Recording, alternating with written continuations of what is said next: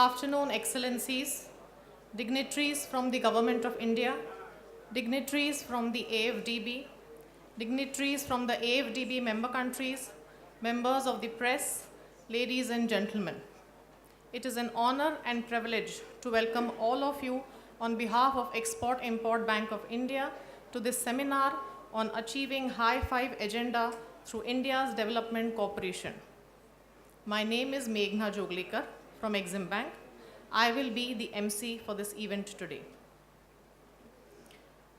Every year, Exim Bank of India and FICCI organizes the Africa-India Partnership Day, and this year is the 5th edition of the same. As the event in this year is happening in India, 14 sessions have been planned focusing on infrastructure, agriculture, skill development, healthcare, e-governance, manufacturing, power, etc.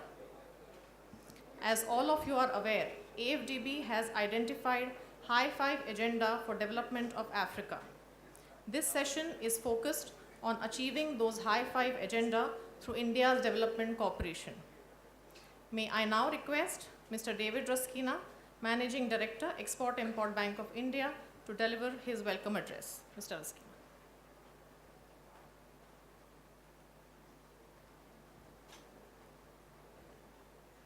Mr. Shaktikanta Das, Secretary, Department of Economic Affairs, Ministry of Finance. Mr. Arun Kumar, Secretary, Mines, Government of India. Mr. Pierre Ghislain, Vice President of the African Development Bank. Ms. Karin Elizabeth Isaacson, the Executive Director of the NIC Constituency of the African Development Bank. The many dignitaries from Africa and India present in the audience, dignitaries, excellencies, ladies and gentlemen. On behalf of Exim Bank of India, I am delighted to welcome all of you to this very important session, Exim Bank's seminar on Africa-India cooperation, achieving the High Five Agendas through India's development cooperation. Africa, as all of you know, and as we have been hearing over the last several days, is rapidly emerging as an economic dynamo and a growth pole in the world. The growing links with emerging markets has supported Africa's expansion and diversification, and this is now a resurgent continent. While the development agenda of most African countries today has shifted to sustaining growth. If you look at the statistics, last year, over the last several years, the African continent has grown at a rate of 4.2%, which is over double the rate achieved by the world as a whole. So rapidly, Africa is starting to emerge as a growth engine. With almost 1/3 of the world's known mineral reserves and a young population, the total population of over 1.1 billion and a significant young population, Africa is a resource-rich continent, not just in metals and ores, but in people and in skills which are building up. This offers a huge opportunity for India and the African continent to work together. This empowering development partnership between Africa and India is also reflected in the enhanced bilateral trade and investment links. Bilateral trade today is now over $52 billion, having grown very significantly. Indian exports to Africa have grown by about 3 times over the past decade. Imports from Africa have grown by 7 times over the past decade. India continues to run a trade deficit with Africa, so this is not just about boosting exports. India is also a major investor into Africa, and the private sector plays a key role here in textile plants, in agribusiness, in agri-processing, and so on. Nevertheless, Africa faces a huge gap in its developmental needs as far as funding is concerned. Total infrastructure financing needs in Africa are estimated at about $93 billion annually, whereas the actual investment is barely about $45 billion, giving us an idea of the gap. The quality of infrastructure has its impact on raising the price of goods and services, in some cases by as much as 75%. If we look at the energy sector alone, while Africa has about 13% of the world's population, close to half of this population is without access to electricity. According to one estimate, up to $43 billion is needed in the power sector alone in order to boost this capacity, whereas the current investment trend is barely around $5 billion. Moreover, if emerging economies in Africa are to really compete on an equal footing with the challenges posed by the developed economies, they need to respond to the challenges posed by skilling and artificial intelligence. According to the Africa Progress Panel 2012, every year 8 to 10 million young Africans join the workforce. not adequately skilled, and as a result, they have a high probability of ending up in insecure, low-wage, and often hazardous employment with little prospect of moving up the value chain. Development partnerships, therefore, need to focus on this urgent link. In this context, the AFDB came up with its agenda of the High Five, namely Feed Africa, Power Africa, Industrialize Africa, Integrate Africa, improving the quality of life of the people of Africa. India is an ideal partner in Africa's economic development, and we have been supporting the development in Africa through the Lines of Credit program of the Government of India, which Exim Bank acts as the instrument. I would like to welcome all of you, therefore, to this session, which is going to explore this further. This session is going to be in two parts. We will initially begin with a panel discussion, which will be moderated by Ms. Lata Venkatesh, who is well known to all of us. And there will be 4 experts, including 2 senior officials of the Government of India and the Vice President of the African Development Bank, who will share their perspective on growth and development of the subcontinent and the continent. And I will make up the quartet being the last member. After the panel discussion, in the second part, we will be looking at success stories of Indian exporters and investors to Africa, and will have a detailed presentation by the Secretary Mines on this particular subject. So I'm sure we have an exciting afternoon in store for us. Let me once again extend a very warm welcome to all of you, and I would now request Mr. Rajiv Vastupal, the Chairman of Rajiv Petrochemicals and the Chairman of the Gujarat State Council of FICCI, to please give his welcome remarks as well. Mr. Rajiv.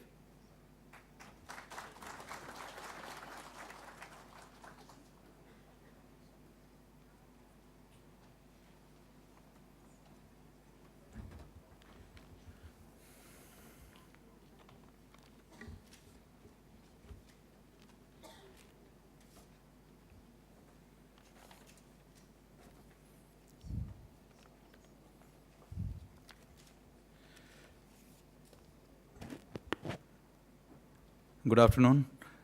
Ms. Karine Elizabeth Isakan, Executive Director, African Development Bank. Mr. David Ruskin, Managing Director of Exim Bank. Shishikant Das, Secretary EA, External Affairs, Ministry of Finance, Government of India. Mr. Arun Kumar, Secretary of Ministry of Mines, Government of India. Dignitaries and delegates from the Africa. Ladies and gentlemen, FICCI is proud to be associated with Exim Bank on this important business session, keeping our tradition of the past 3 years of jointly hosting a business session during AFDB AGM. And let me join Managing Director of Exim Bank, Mr. David, in welcoming you all today. Development cooperation is foundation of India's Africa relations. Here is the only logical that today's seminar is focusing on achieving High Five agenda through India's development cooperation. We have with us brilliant panels of eminent speakers to deliberate on this topic today. For India, the development partnership with Africa occupies a key position in its foreign policy. One of the key elements of the India's development cooperation policy in recent years has been extension of line of credit. That maybe of line of credit of projects have been significant impact in providing vital infrastructure and improving the standard of living of people in various African countries. India's assistance, apart from the enabling borrowing countries to import goods and services from India and undertaking projects for infrastructure development, also involves capacity building of people of Africa in accordance with their development priorities. Indian companies are also providing the latest technology. Moreover, Indian development cooperation is non-intrusive and based on priorities of our partner countries. Shared prosperity is the theme of our partnership with Africa.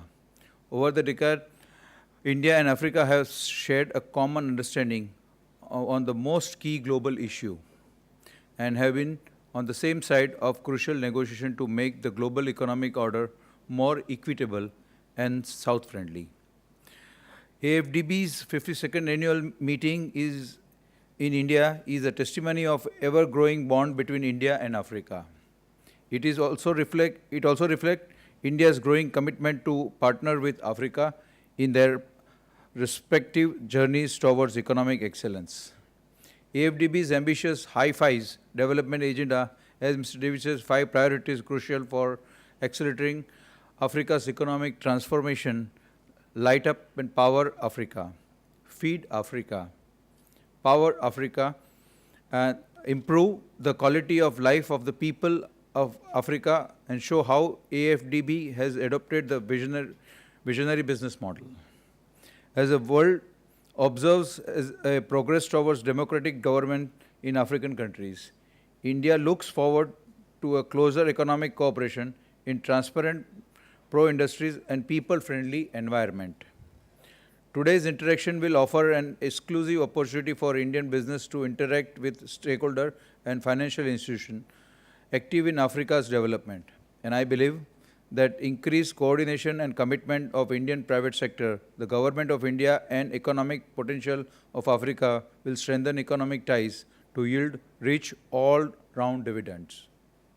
This platform offers us an opportunity to share and table India's experience, knowledge, ideas, and policy options, as well as information on project identification, conception, development, and financing. AFDB has a great interest in India's public-private partnership financing model. The rationale behind this idea of sharing India's experience, particularly through the private-public partnership (PPP) model, is to strengthen the process of consultative between African Development Bank and India, and set the stage for the deeper economic engagement between Indian business and member countries of the bank. We are sure that ensuring the panel discussion will unfold the multi-dimensional scope of PPP model and would unfold the opportunity for cooperation between India and Africa. Today's session will also help in synergizing the high-five priority areas for the successful engagement between African Development Bank and Government of India and Exim Bank of India. I also look forward to the deliberation on the experience of Indian companies in implementation of projects in Africa and explore how we can work with African nations to scale up our investment. FICCI was born in 1927 and has traveled alongside the government in this long journey of India's internationalization and its engagement with Africa. Africa occupies a central place in FICCI's international strategy. FICCI's range of work at international front, including Africa, encompasses track 2 platforms, engagement with regional grouping, new geographies, high level of strategies, business engagement, and support to government flagship initiatives, technology and innovation partnership, and socially relevant initiative for the development. I am happy to share with you that FICCI and Ministry of Finance, Government of India is co-organizing the exposition on the opportunities and technology for the collaboration along with 52nd Annual General Meeting of African Development Bank based on high-five priority sectors identified by AFDB for Africa. Let me take this opportunity to invite you all to visit this unique exhibition also. Let me conclude by saying that India has been and is committed to partnering with Africa that results not only in impacting the development agenda of Africa, but also in creating a win-win situation back home here. Friends, today I am reminded of our Prime Minister, Mr. Narendra Modi's statement during the 3rd Indian-African Forum Summit held in October last year, referring to the India and Africa as 2 bright spots of hopes and opportunity in the global economy. Indeed, Africa today is emerging star and getting even brighter. Thank you very much.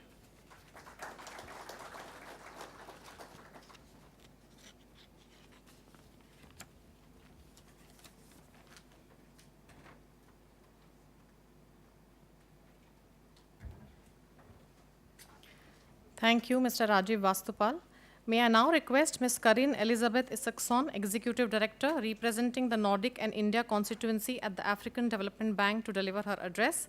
Ms. Karin has spent most of her working life in financial institutions, financing projects and investments in the private sector. Prior to joining AFDB, Ms. Karin was the VP for Business Sweden, a joint venture between the Swedish government and industry to promote exports from Sweden.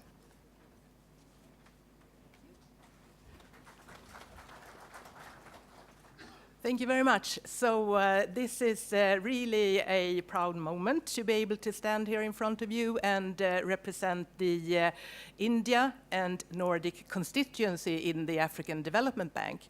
My name is Karin Isaksson, and I'm the Executive Director on the Board of Directors of the African Development Bank, which is a resident board. So when I explain to people I meet that I'm the executive director for India and the Nordic countries, then many people ask, what? Why? So I would like to tell you a little bit about how I look upon this honor, because I really think it's an honor to represent these 4 countries: India, Sweden, Norway, Denmark, and Finland. The technical explanation is that the African Development Bank has 80 shareholders, and there are 20 seats in the board. So we have to group together in constituencies. In the board, we work very, very closely with management. We are, as I said, a resident board. That means that we look both at proposals on policy and strategy level, but also we look into individual projects, programs, and basically engage ourselves in the day-to-day, not the day-to-day operations, because that is management responsibility. We're very much on top on the operations of the bank. But actually, it's more than that, I think. It's not just a technical explanation, because we do have a lot in common in my constituency. Of course, there are long-standing and very deep relations on a commercial and political level between India and the Nordic countries. Many of the Nordic countries are represented here in India since many, many years ago. And the same actually for Indian companies in Scandinavia. Me being a Swedish citizen, I know of course, more of Indian companies in Sweden. And one example is a very recent example where Air India decided to start a direct line between Stockholm and Delhi. And as you all know, because I guess that most of you are business people, if you want to have create business, it starts by talking to one another. So this is a very good example that we could then foresee more and closer relations between Scandinavia, the Nordic countries, and India. India, of course, as we all have heard in many different seminars during these days, are very much present in Africa. And it's not just in Africa, but India is also on commercial basis very much present in the African Development Bank. India represented approximately 7% of procurements that African Development Bank was involved in, both on its own behalf, but also on behalf of our member countries. That is actually more than 20 times the combined procurements from the Nordic countries. So here we definitely have something to learn from one another. When it comes to relations, as you know, Swedish and Norwegian and Finnish and Danish companies are also very much present in Africa. This, I'm sure, means that we could have a potential to work together also in this tripartite arrangement, India, Africa, and Nordic countries. Companies like Danish Vesta, the wind energy company, is very much present in Africa. Norwegian company Yara, which manufactures and sells fertilizers. Finnish company Wärtsilä, and finally, a rather or medium-sized Swedish company called Flex Enclosure. Maybe some of you have heard about it. Flex Enclosure, they produce this ready-made small factories, solar power-driven factories to work as internet and stations, and work very closely in Africa with India Airtel. So this is just one example. I'm sure there are more. Sometimes, of course, we are also competitors. Like one of the big challenges in Africa is to create a sustainable infrastructure. And the system of BRT, bus rapid transit systems, where both Swedish, Scania, and India, Tata, are very much engaged. Scania in Ghana, for example, and Tata in Tanzania and in Dar es Salaam. But competition is good. So overall, I think that there is much scope for us to work together. We work very closely with Exim Bank, and we thank you very much because you're always so friendly and helpful in helping us out with both practical matters and also in our liaison with Indian companies. So thank you very much, Mr. David. We appreciate that very, very much. And Mr. Pushpesh, you are here somewhere. You are probably our closest ally since you are based in Abidjan. And with you, we always have a dialogue on a day-to-day basis, but we're also planning more long-term and planning to engage ourselves together, and hopefully also with the involvement of the African Development Bank in creating meeting points for Indian and Nordic countries when it comes to Africa, arranging seminars and fact-finding missions.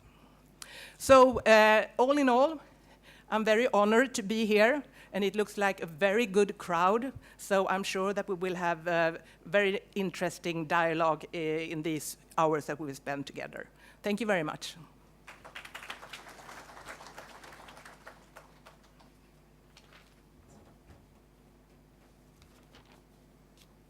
Thank you, ma'am. We will now begin the panel discussion. The panel will be moderated by Ms. Lata Venkatesh from CNBC. May I now request the panelists to come on the stage. Our eminent panel includes Mr. Shaktikanta Das, Secretary, Ministry of Finance, Government of India. Mr. Shaktikanta Das belongs to the Indian Administrative Service 1980 batch. He has vast experience in various areas of governance in the last 35 years. At present, he is working as Secretary, Department of Economic Affairs, Ministry of Finance, Government of India. We also have Mr. Arun Kumar, Secretary, Ministry of Mines, Government of India. Mr. Arun Kumar joined the Indian Administrative Service in 1983. He held administrative and quasi-judicial positions in the state of Assam.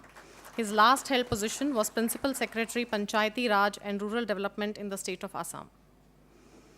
Our next panelist will be Mr. Pierre Ghislain from the African Development Bank. He is currently associated with the AFDB as the Vice President, Private Sector, Infrastructure and Industrialization. Before joining AFDB, he worked as Senior Director at the World Bank. And finally, we have Mr. David Ruskina, Managing Director, Exim Bank. May I now hand over the floor to Ms. Lata Venkatesh.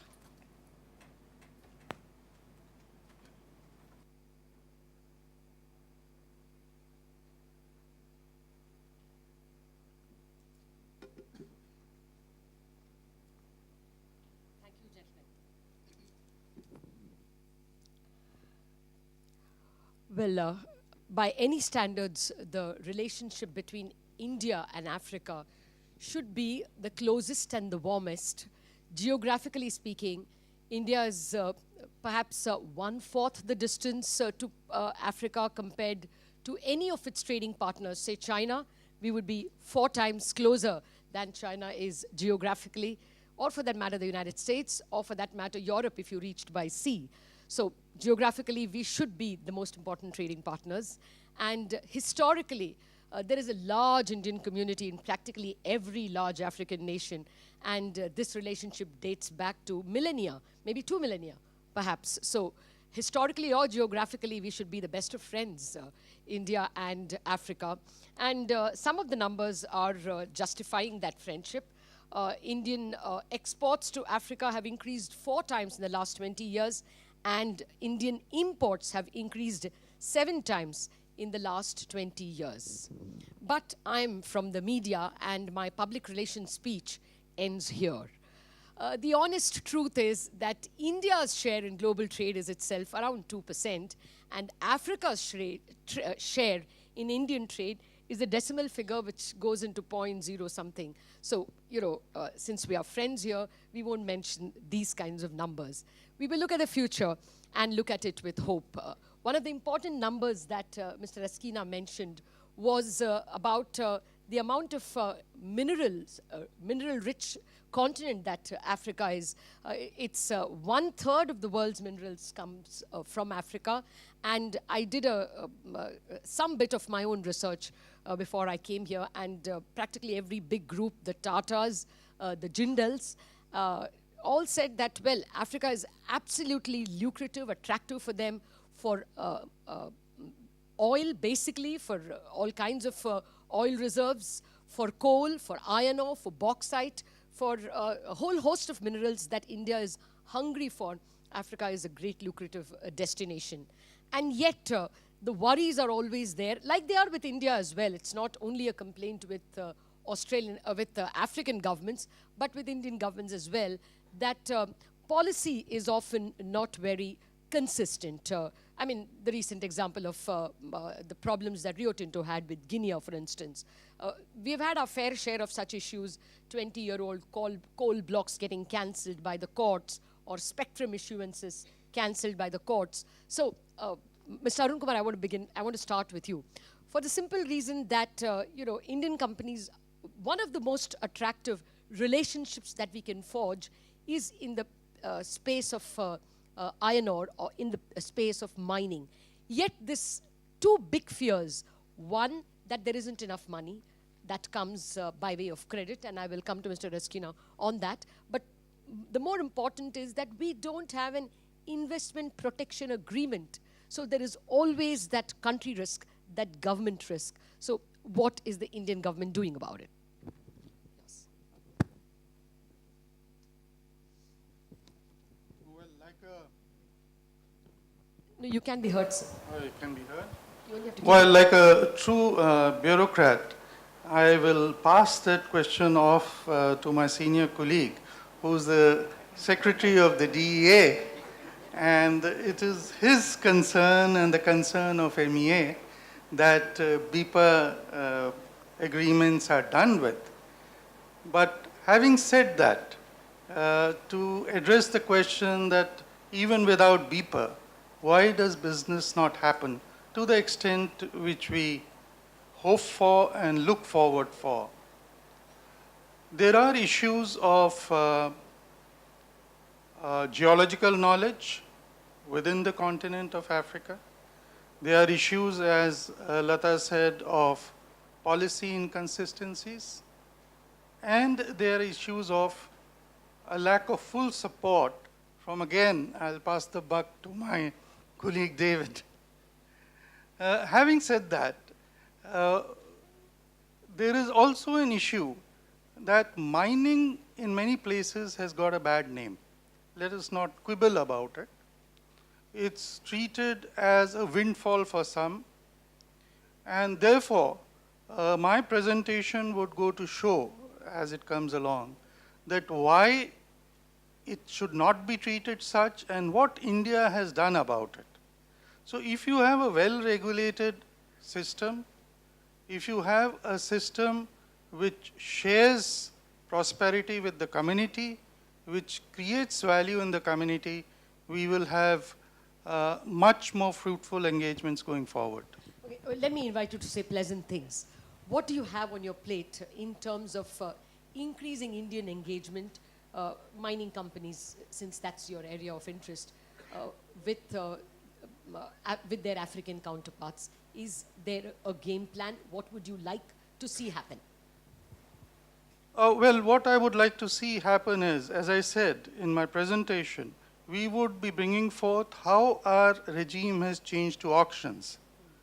Now, Lata, being a business correspondent, may not like auctions per se because they take away the pot of gold at the end of the day, but they also make it a more transparent system. So we would be willing to advise and help our colleagues. We would be willing to extend trainings, and we would be looking for, as far as the PSU or the parastatal sector is concerned, for a G2G business opportunity with governments, because many governments have their own parastatals heavily into mining, and if we can strike that, so the parastatal stream would flow, and of course, the private sector would be more forthcoming to go in there if we have more transparency going forward. Fair point. I will not immediately pass on the buck to Mr. Shaktikanta Das. We have other questions for him as well. But let me get Mr. Gislanin on this issue. Mr. Gislan, you know, African Development Bank can lend a huge helping hand to the India-Africa trade and to both the enterprise economy in both these countries by providing some much-needed infrastructure.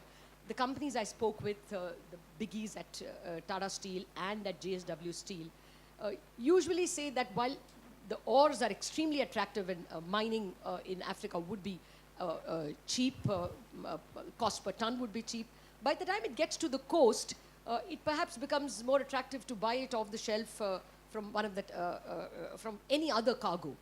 So what's the AFDB's plan to improve infrastructure to the end of connecting the last mile?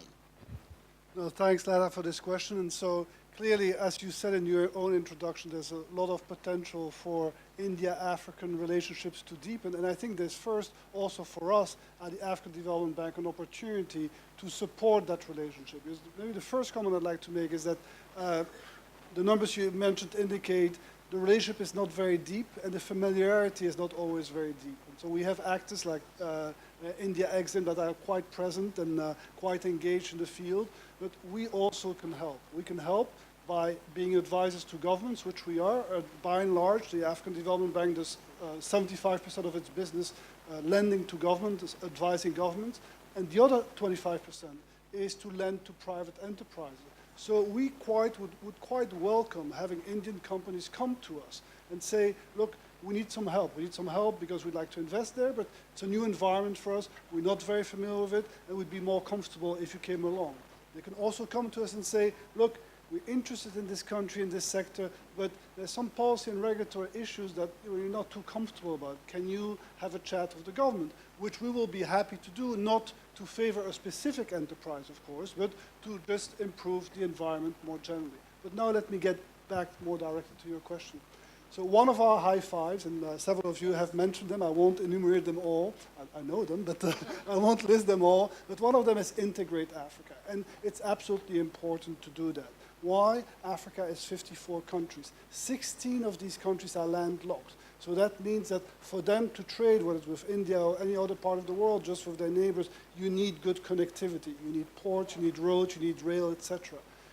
So two things. One, you have large Indian companies, and in telecoms, you happen to have one, Bharti Telecom, which is very active, a big investor in Africa. I think they're in about 17 different African countries, which shows that Indian business has opportunities to develop there. But so, by and large, our role at the African Development Bank is to support that infrastructure, whether it is by lending to the public sector or by lending to the private sector. I'll give you an example. I was in Mozambique 2 weeks ago, and we are financing the co-financing with other sponsors, the Nacala corridor, which is linking some mines, building a whole rail line or rehabilitating, going through Malawi, and building a new port in Nacala. That has been, it's been a wide consortium that we're supporting, private sector money.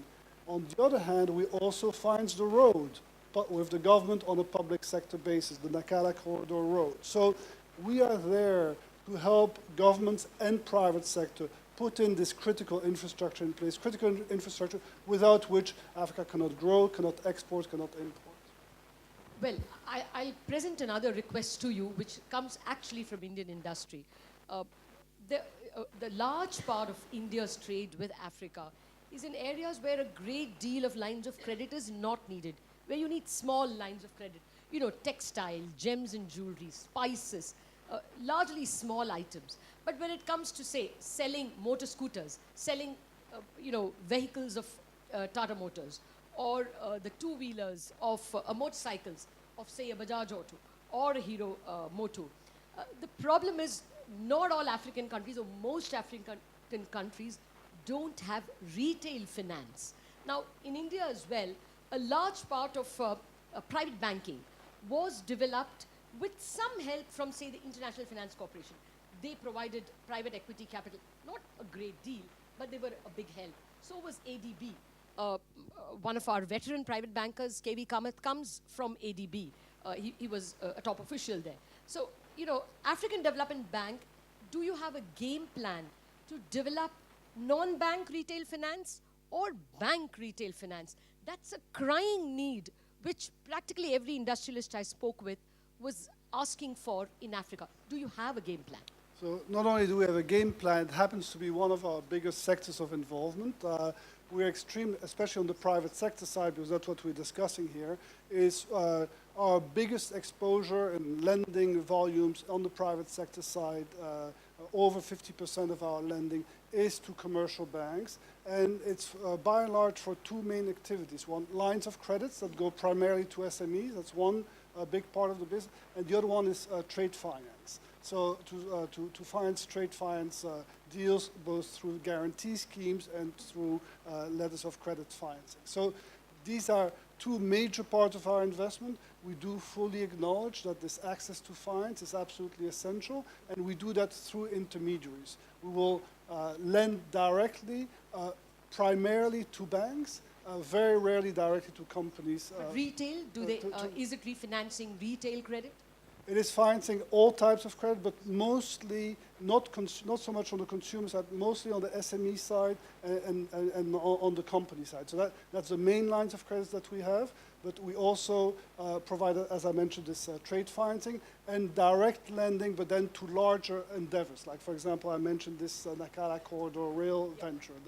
These are our typical... I take your point, Mr. Guzla. You know, one part that is taken care of is infrastructure, which is why I thought I began with the easy question, to be kind.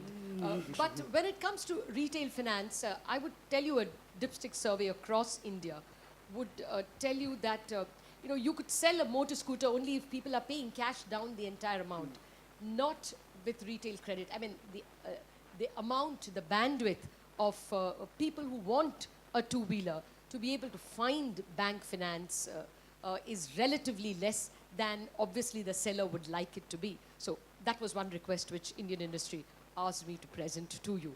But let me come to what I believe are tougher questions to the government of India. Mr. Das, first of all, your thoughts on whether, you know, protection of investment agreements is something which is on the government's radar. And second, and more importantly, you know, what's Mr. Raskina's paid-up capital, or rather net-owned funds? 9,800 crores. For those of you who don't know our language of crores, it is $1.5 billion.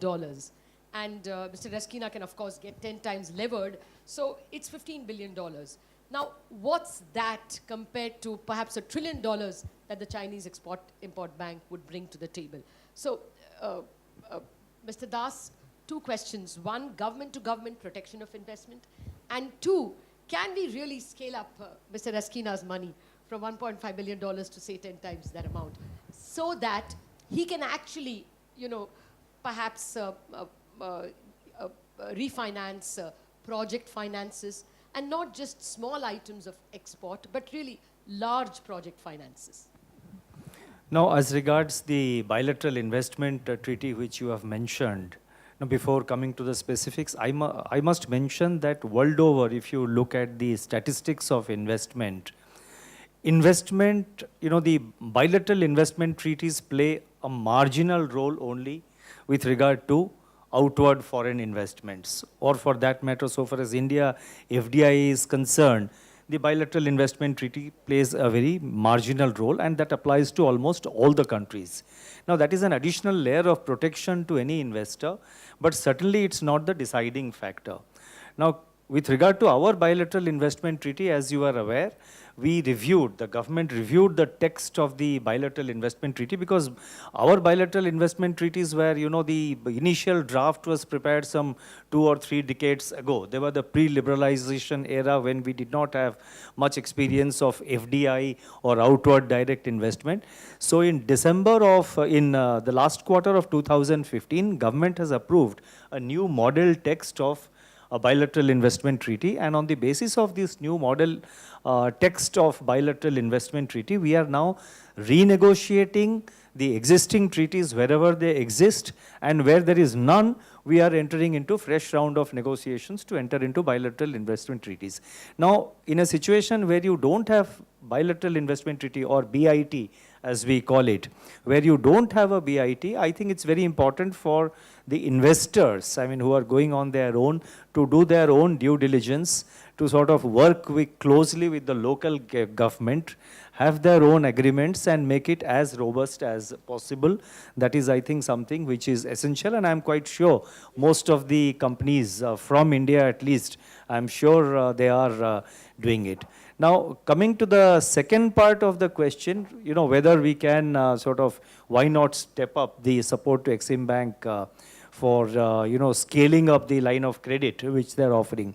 Now, currently, Exim Bank has enough leverage to sort of meet the requirement. It also, you know, it's a two-way process. We must have bankable projects. We must have projects also which make sort of commercial sense more to the local economy, because, you know, these loans, ultimately the countries, you know, the countries will have to repay these loans to the Exim Bank. So therefore, every investment will have to have a spin-off effect which will produce additional revenues or which will lead to additional growth. There has to be some kind of spin-offs. So without spin-off, if you go on lending, then that particular country or that particular economy may not be in a position to generate enough revenues to repay these loans, and then it will create problems of you know, debt burden, fiscal and other problems that will be created. So that is one aspect, one way of looking at it. The second aspect is, I think we are also working very closely, the Exim Bank is working very closely with most of these countries to create local capacity, to prepare bankable projects, viable projects, revenue generating projects. So if you look at the portfolio of Exim Bank of India in Africa, it's very diverse. It ranges from building railway lines, roads, to, you know, so many other things. It's not just buying, you know, scooters or something like that. I mean, they're in a host of areas. They're also in the area of financing water supply projects like tube wells. So the range is quite wide, and I'm sure the MD of the bank will be in a better position to explain the kind of the diversified portfolio which they have in Africa. Okay, well, actually, let's look at the glass half full.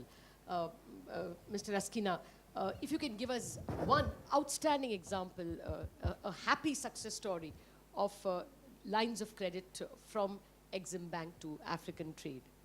Certainly, there are many, but one of my favorite is a small hydropower project in Rwanda, a tiny landlocked country which went through some very difficult times a while back.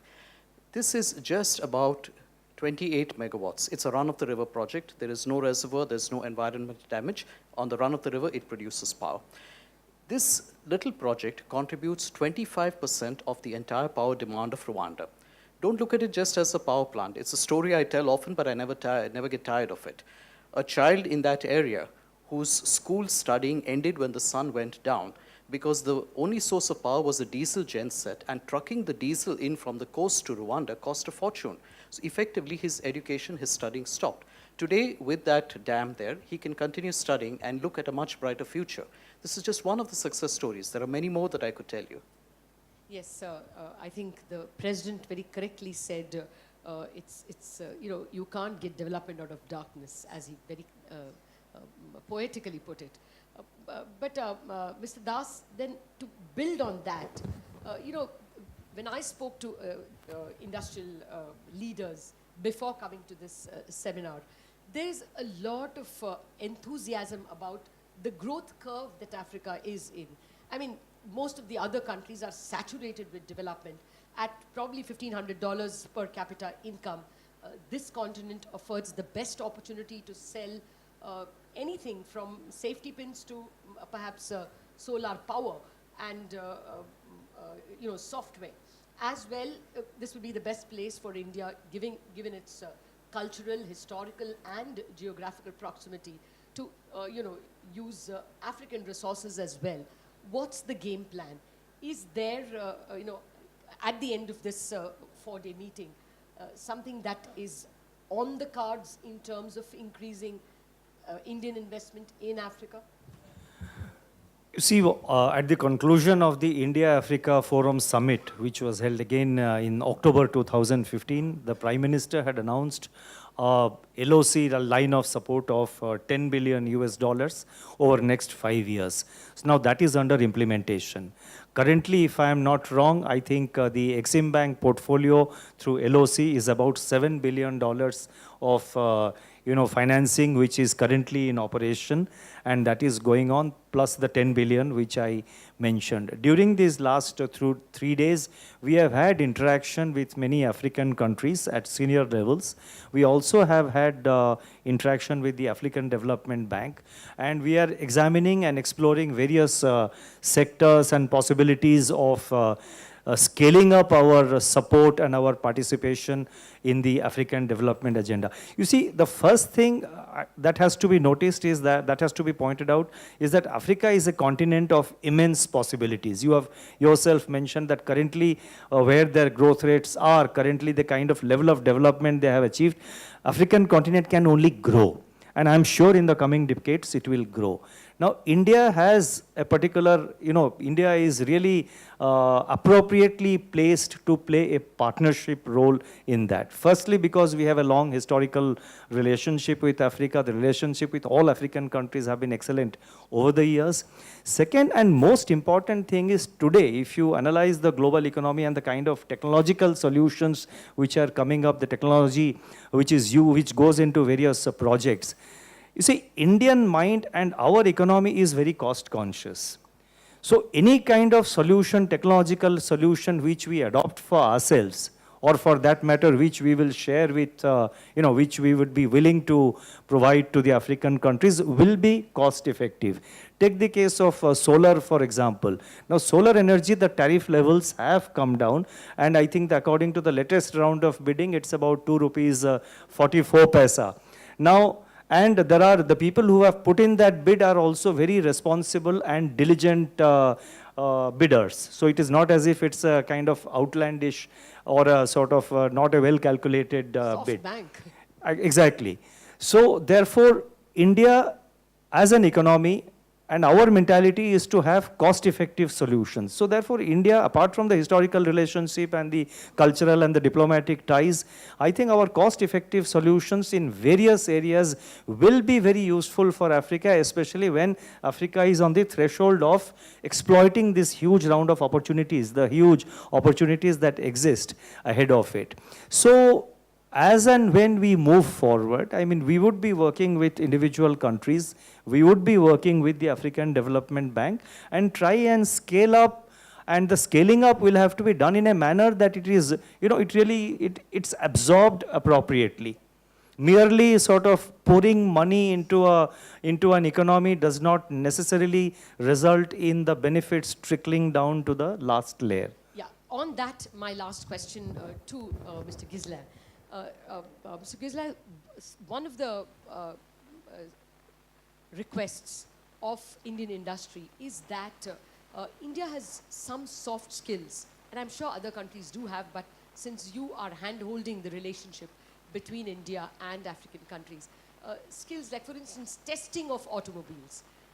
The testing standards in several African countries are not up to global standards, with the result Indian companies which sell motor cars, automobiles or two-wheelers, or probably down the line any range of capital goods, often find themselves losing the market to much cheaper goods, from our very large neighbor, which are not of comparable quality. But because quality expectations are not so high in African countries, and because that ecology is not there of, standards of food, standards of automobile, standards of safety, will the African Development Bank go beyond just, financing infrastructure to also building these soft skills? We have a set of institutes called ITIs, which train everything from carpentry to electrical, electricians and such skills. They can be replicated in Africa very easily at, practically costs which no country can beat.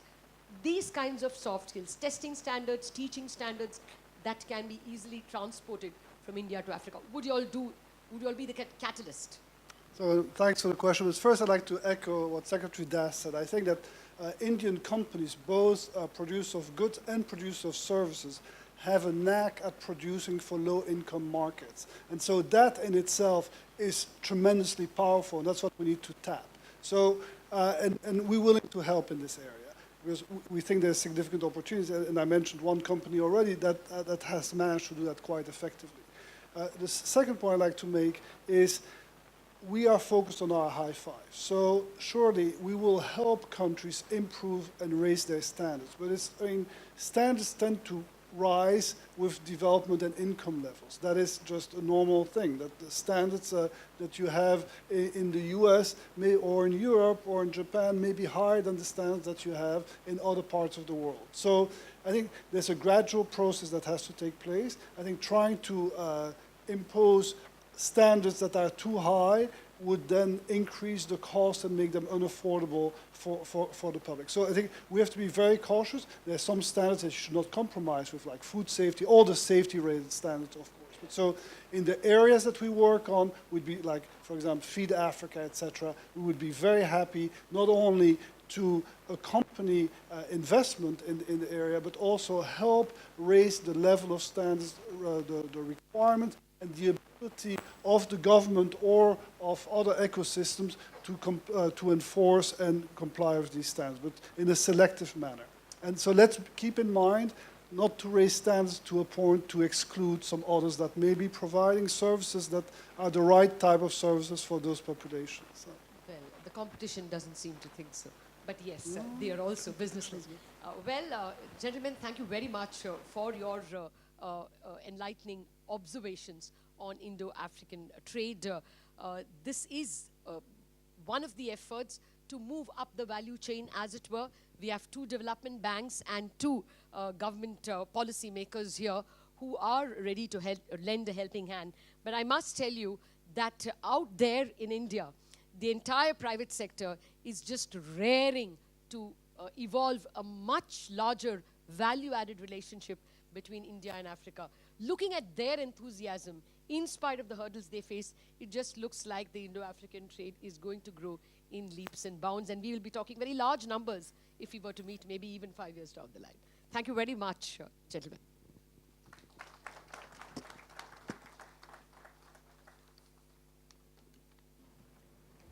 May I request the panelists to please be seated?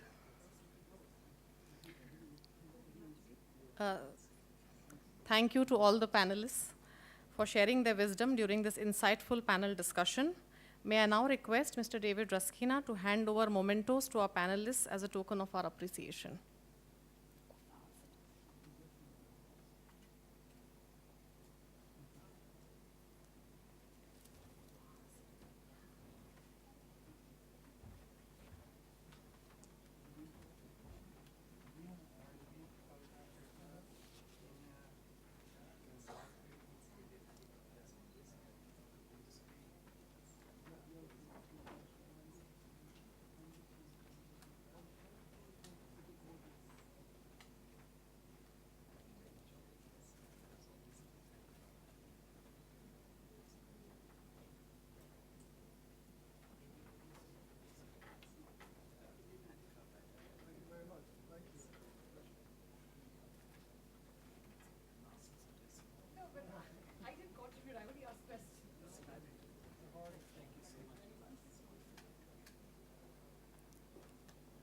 We would now take this occasion to release Exim Bank's working papers on the theme, India Forging Mutual Partnership for Africa's Development. May I request Mr. David Ruskina to hand over the working papers to Mr. Shaktikanta Das to release the same.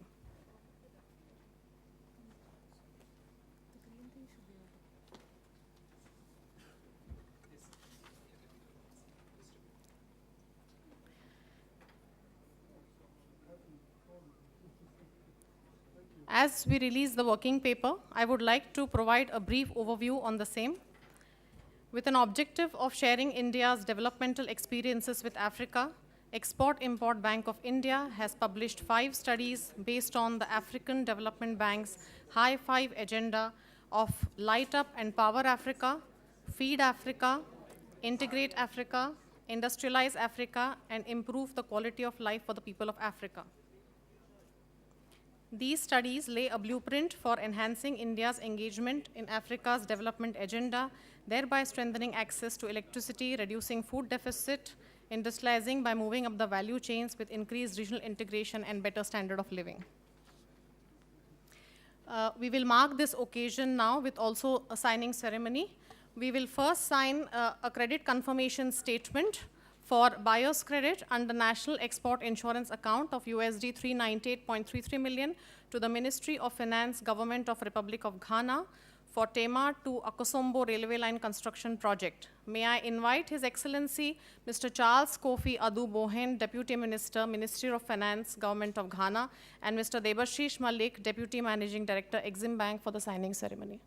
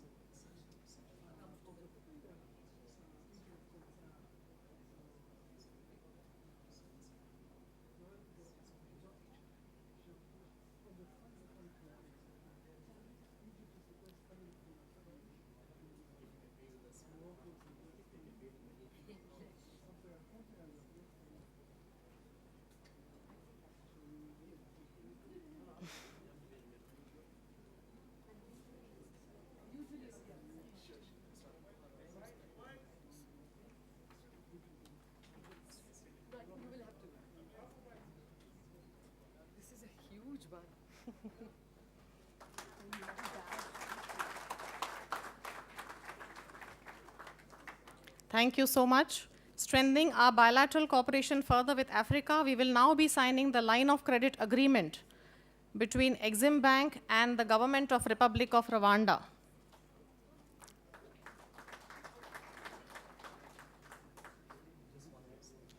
Exim Bank has extended a line of credit of USD 81 million for the purpose of financing establishment of 10 vocational training centers and 4 business incubation centers in Rwanda. May I request His Excellency Mr. Gatete Klave, Minister of Finance and Economic Planning, Government of Rwanda, and Mr. David Ruskina, Managing Director, Exim Bank, for the signing of the line of credit.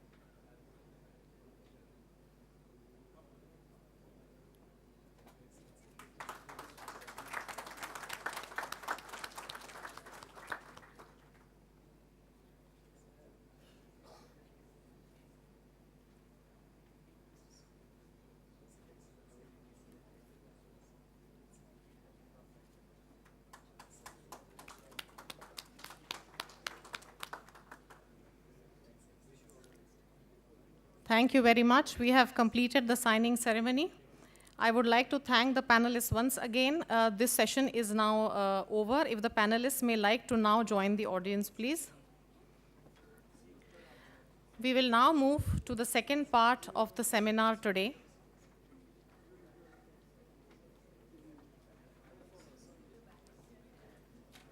Please bear it with us for a minute as we change some seating arrangements on the dais.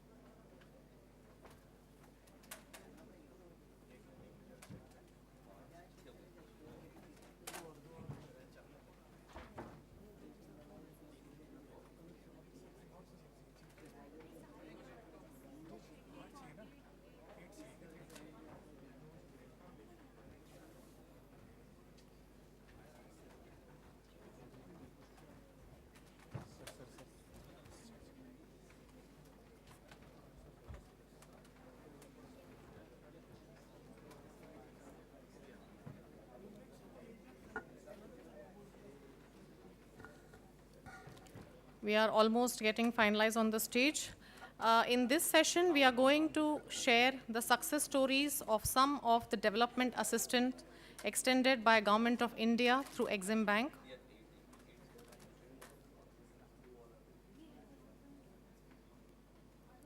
Please bear with us for a minute more.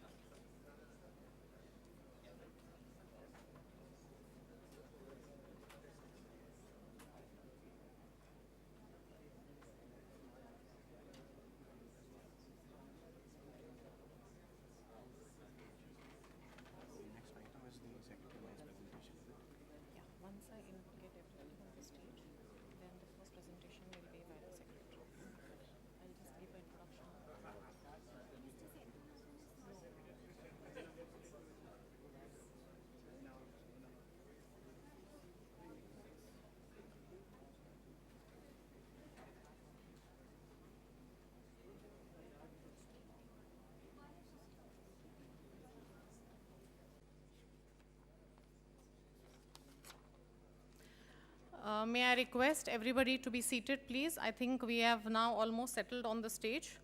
So once again, in this session, we are going to share the success stories of some of the development assistance extended by Government of India through Exim Bank.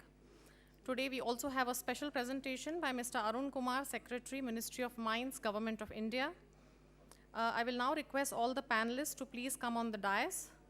His Excellency, Mr. Gatete Clave, Minister of Finance and Economic Planning, Government of Rwanda. Prior to his appointment, he was the Governor of National Bank of Rwanda since 2011 and has been the Deputy Governor since December 2009.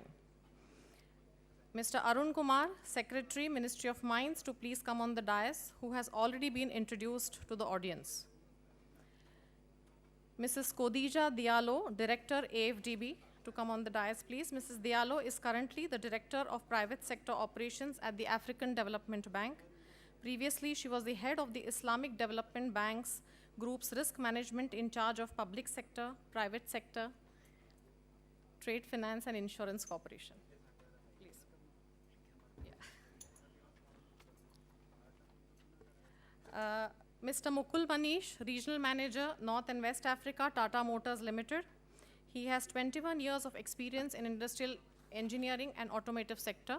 Mr. Manish has handled many key roles in Tata Motors domestic operations and SAARC region.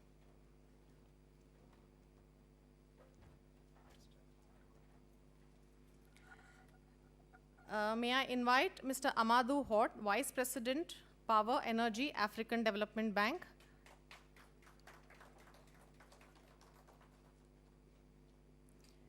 Mr. Mofatraj P. Munot, Chairman, Kalpataru Power Transmission Limited. Mr. Munot, the founder and chairman of Kalpataru Group, is a first-generation entrepreneur, having made his entrepreneurial foray in the late 60s. Today, the group is engaged in multiple sectors, including power transmission and infrastructure. Mr. Ajit Kulkarni, Vice President, Kirloskar Brothers Limited. He has been associated with the company since 1990 and has worked in the international marketing with KBL's international businesses, coordinating export business for the African continent as also Indian subcontinent region.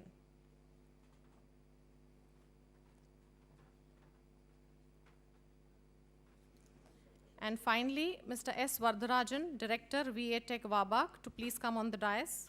He is Director and Chief Growth Officer of the company and responsible for capital projects funded project business.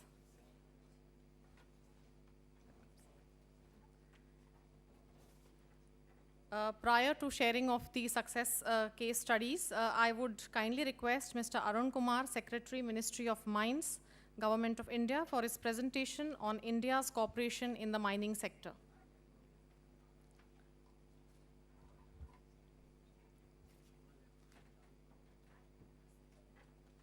You have that, where is the?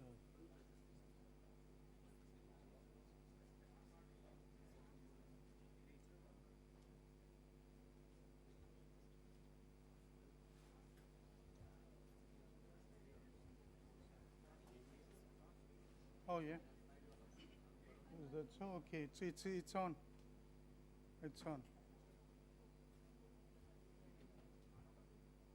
Yeah, it's on. Excellency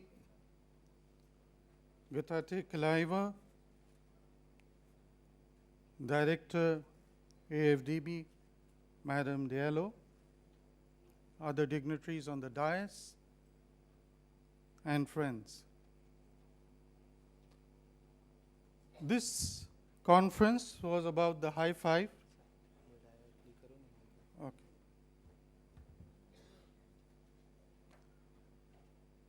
But one cannot get away from the fact that one of the great potentials waiting to be unlocked in Africa is the resources sector. And therefore, we had requested the African Development Bank for some little time for making a presentation. As during the last few years, our country had gone through a major change in the way we administer natural resources, and maybe there could be some takeaways on the part of our friends to adopt parts of the system. We do have a very strong training infrastructure which they can avail of, and keeping these in mind, I am thankful that the African Development Bank has given us this opportunity for a presentation.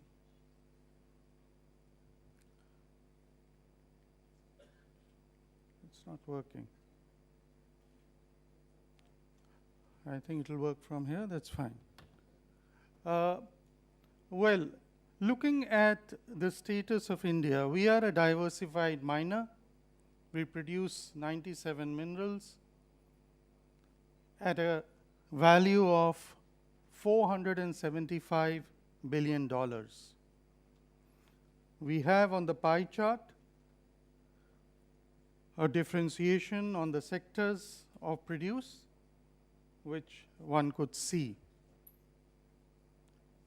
These are the major producers in India: coal and lignite, petroleum, iron ore, limestone, zinc, chromite, manganese, and bauxite. In that order of value, we also, as a growing economy, have large deficits on natural resources, which I have listed herein, which is petroleum, gold, because it's a fancy and our habit, diamonds, basically for re-export by way of polishing and cutting, natural gas, coking coal, copper ores, silver, emerald, rock phosphate, very important for agriculture, limestone, metallurgical limestone for steel, and a few more. If you look at the way mining is done in India, due to historical reasons, this was a sector with the parastatals, and depending on the different type of opening up, the domestic production by parastatals is 95% on coal, 70% on oil and gas. In other minerals, as we go down the line, the private sector is taking a lead role with iron ore, the parastatals only accounting for 40%. And as I said, as we go down, the private sector has come in a major way. So that is the setting which I thought I would share.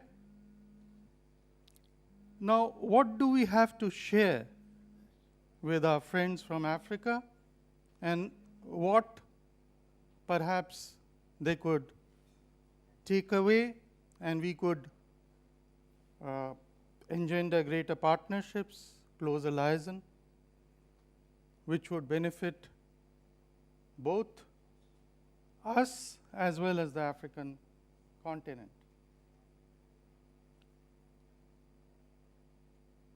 We've had a major change in the way minerals are administered in January 2015.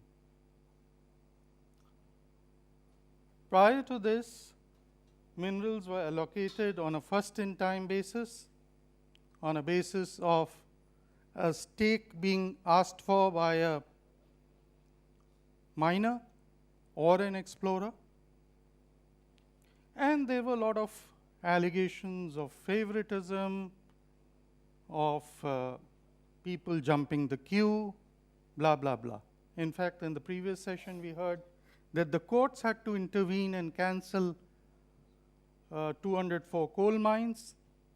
Did not happen in the other mineral sector, but the whole issue that the system was not fair had gained ground.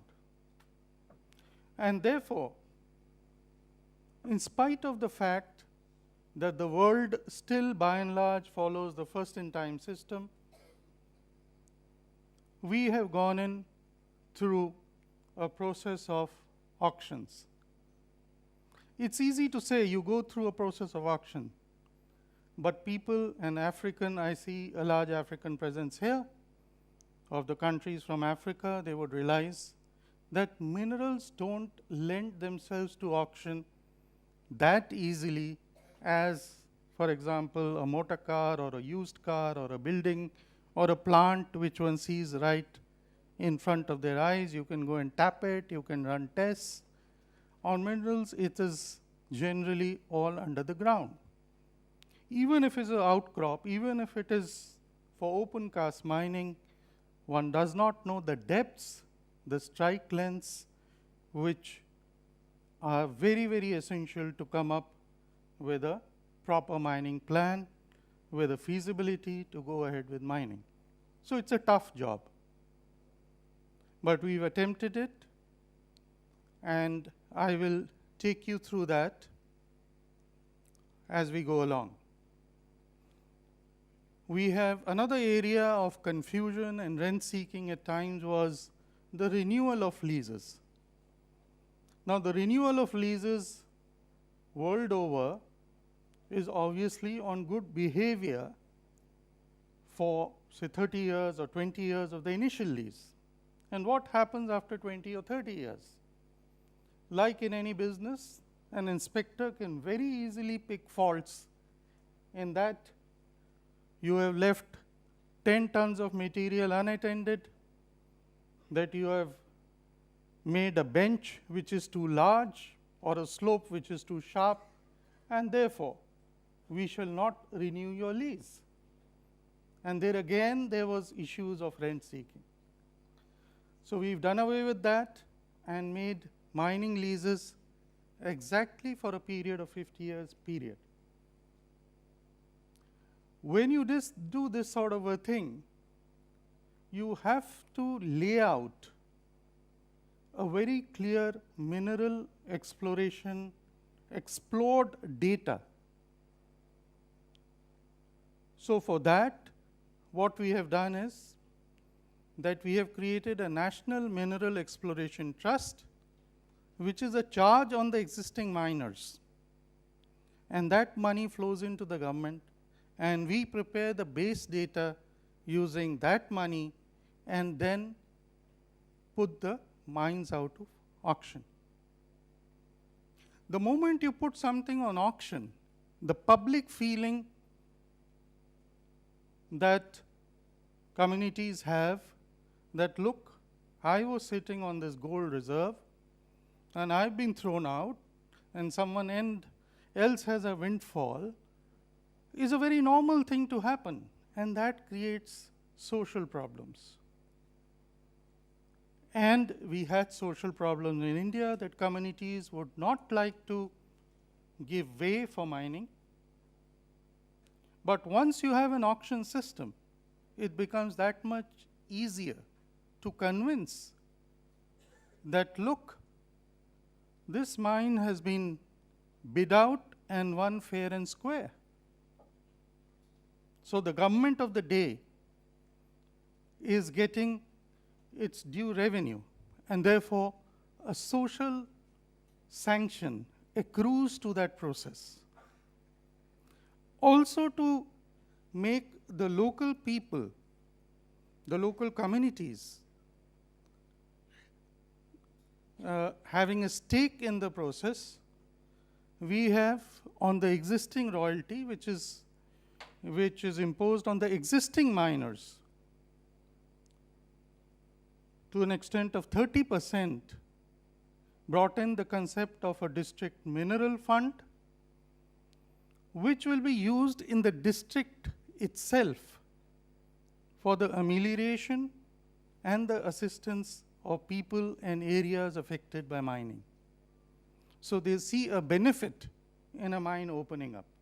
And it's not as if it is an extortive process, and the government sitting in the capital or the state has got all the money, and the people on the ground have been left high and dry. Along with this change, we have brought in stronger penal provisions for checking illegal mining. And this whole setup, it's okay for me to summarize in a slide, but it took us a full 1 year and 1,000 pages, give and take few, of regulation to put in place. More so, the type of exploration data which we will bid out and place in the public domain for people to assess the mining potential and bid in a fair and square manner. Now, all this is very fine. I can stand here and lecture and say this is fine and we are doing great things.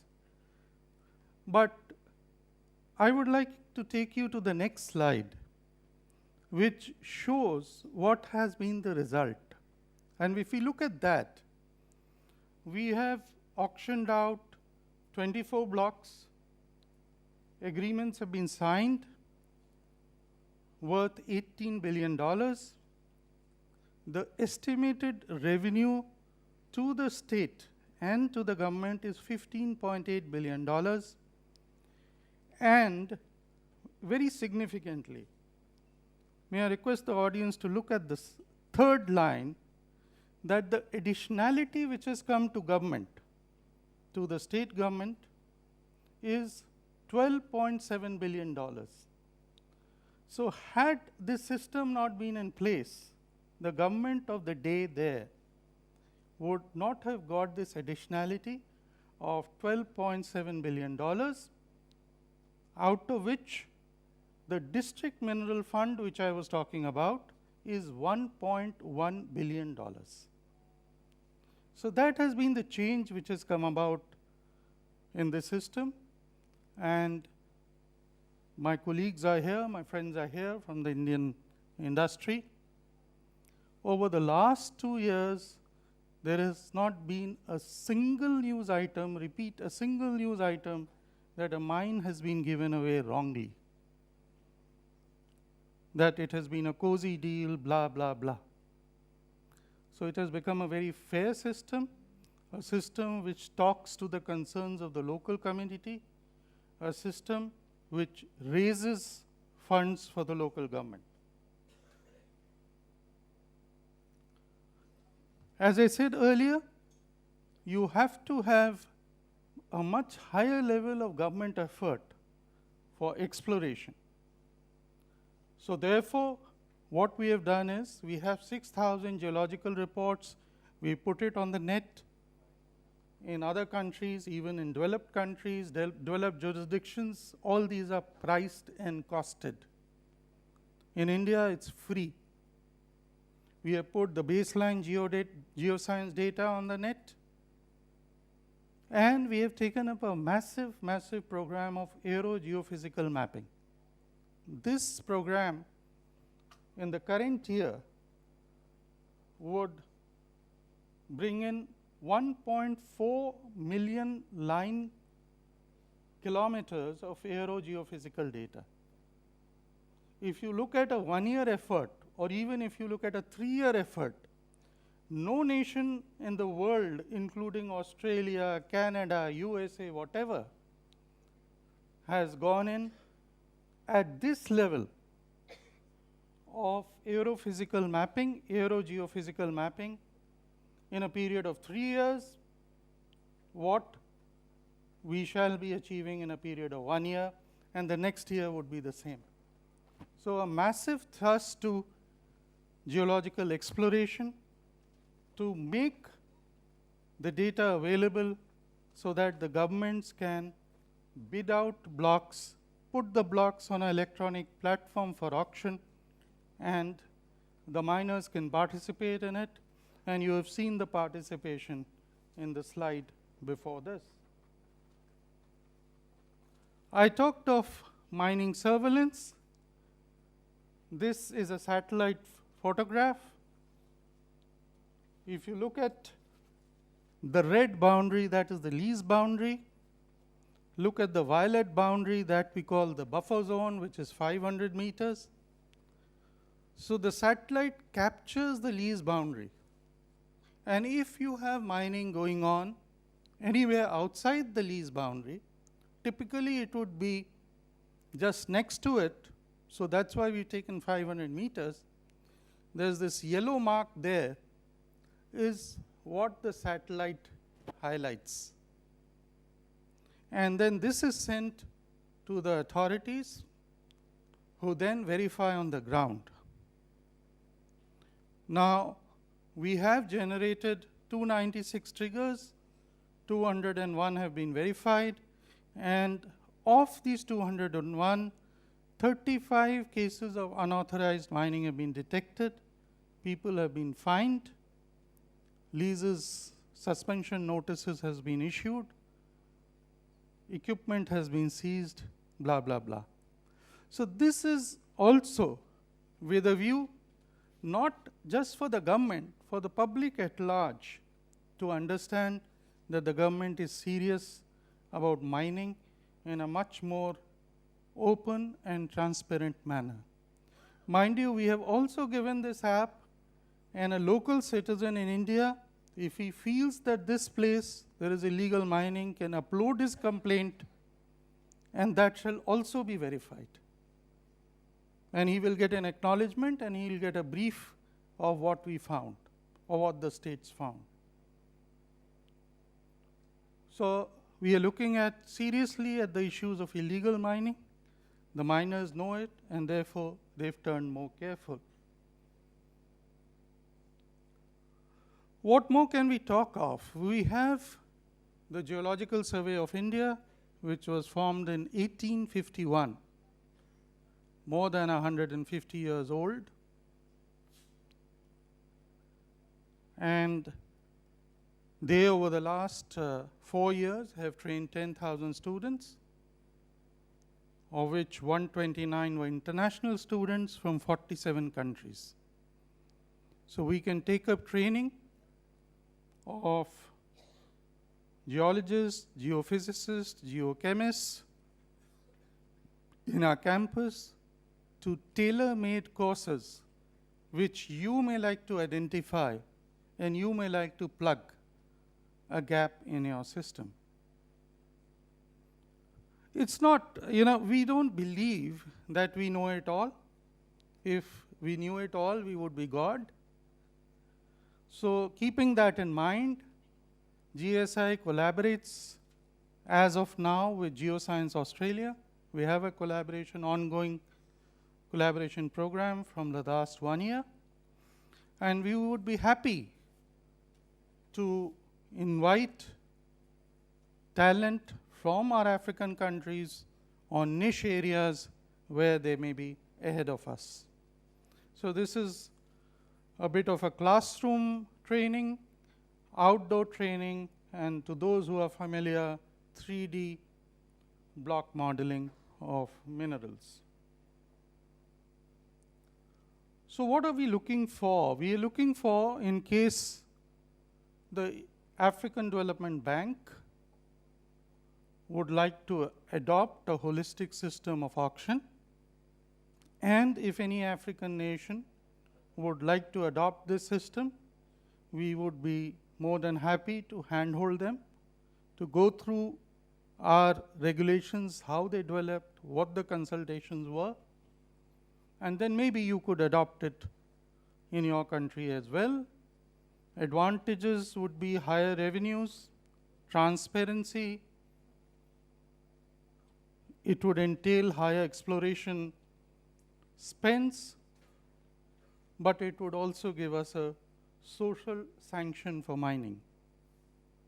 So we can offer you regulatory expertise, technical training to upgrade geoscience capabilities, technical training and transfers to add in the value chain creation in Africa.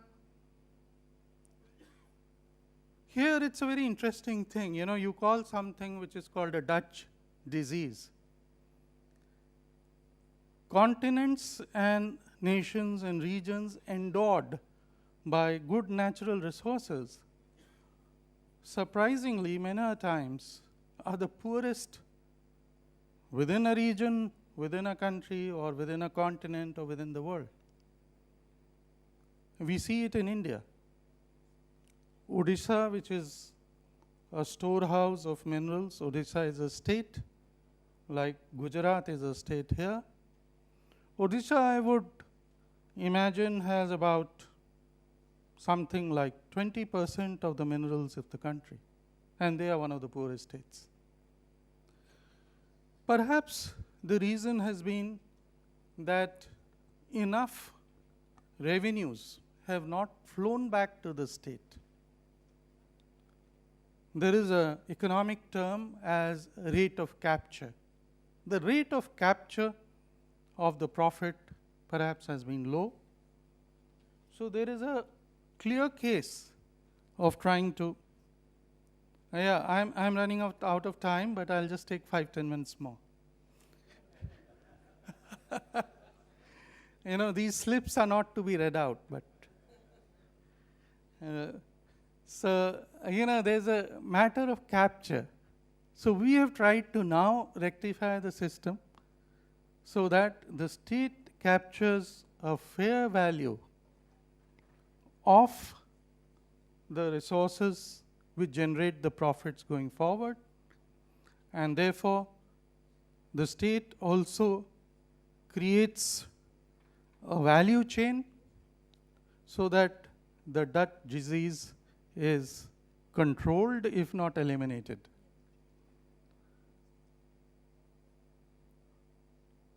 Well, coming to the mineral areas which would interest the Indian private sector companies, I said in the previous interaction that more transparency, more certainty of tenures, better regulations would certainly invite Indian companies to participate in the African endeavor to unlock their natural endowment.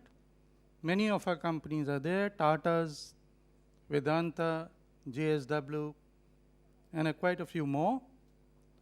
As far as the Indian parastatals are concerned, well, like parastatals all over the world, the parastatals are a softer lot in the sense that the bottom line is not always the be end and be all.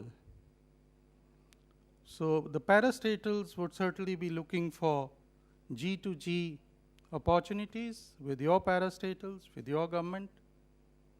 And as I said in a previous slide, the parastatals still have a very major presence in the mining sector as well as the technologies which they deploy, which they use, and which they develop.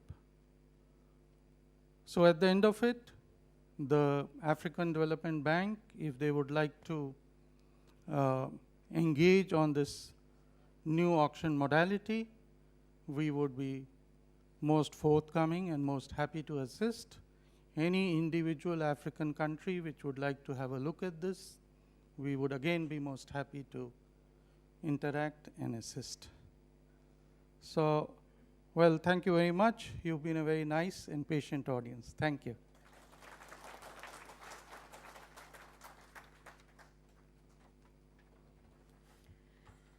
Thank you, sir. May I now request His Excellency, Mr. Gatete Clave, Minister of Finance and Economic Planning, to share his perspectives on India's development cooperation in increasing the energy access to Rwandans.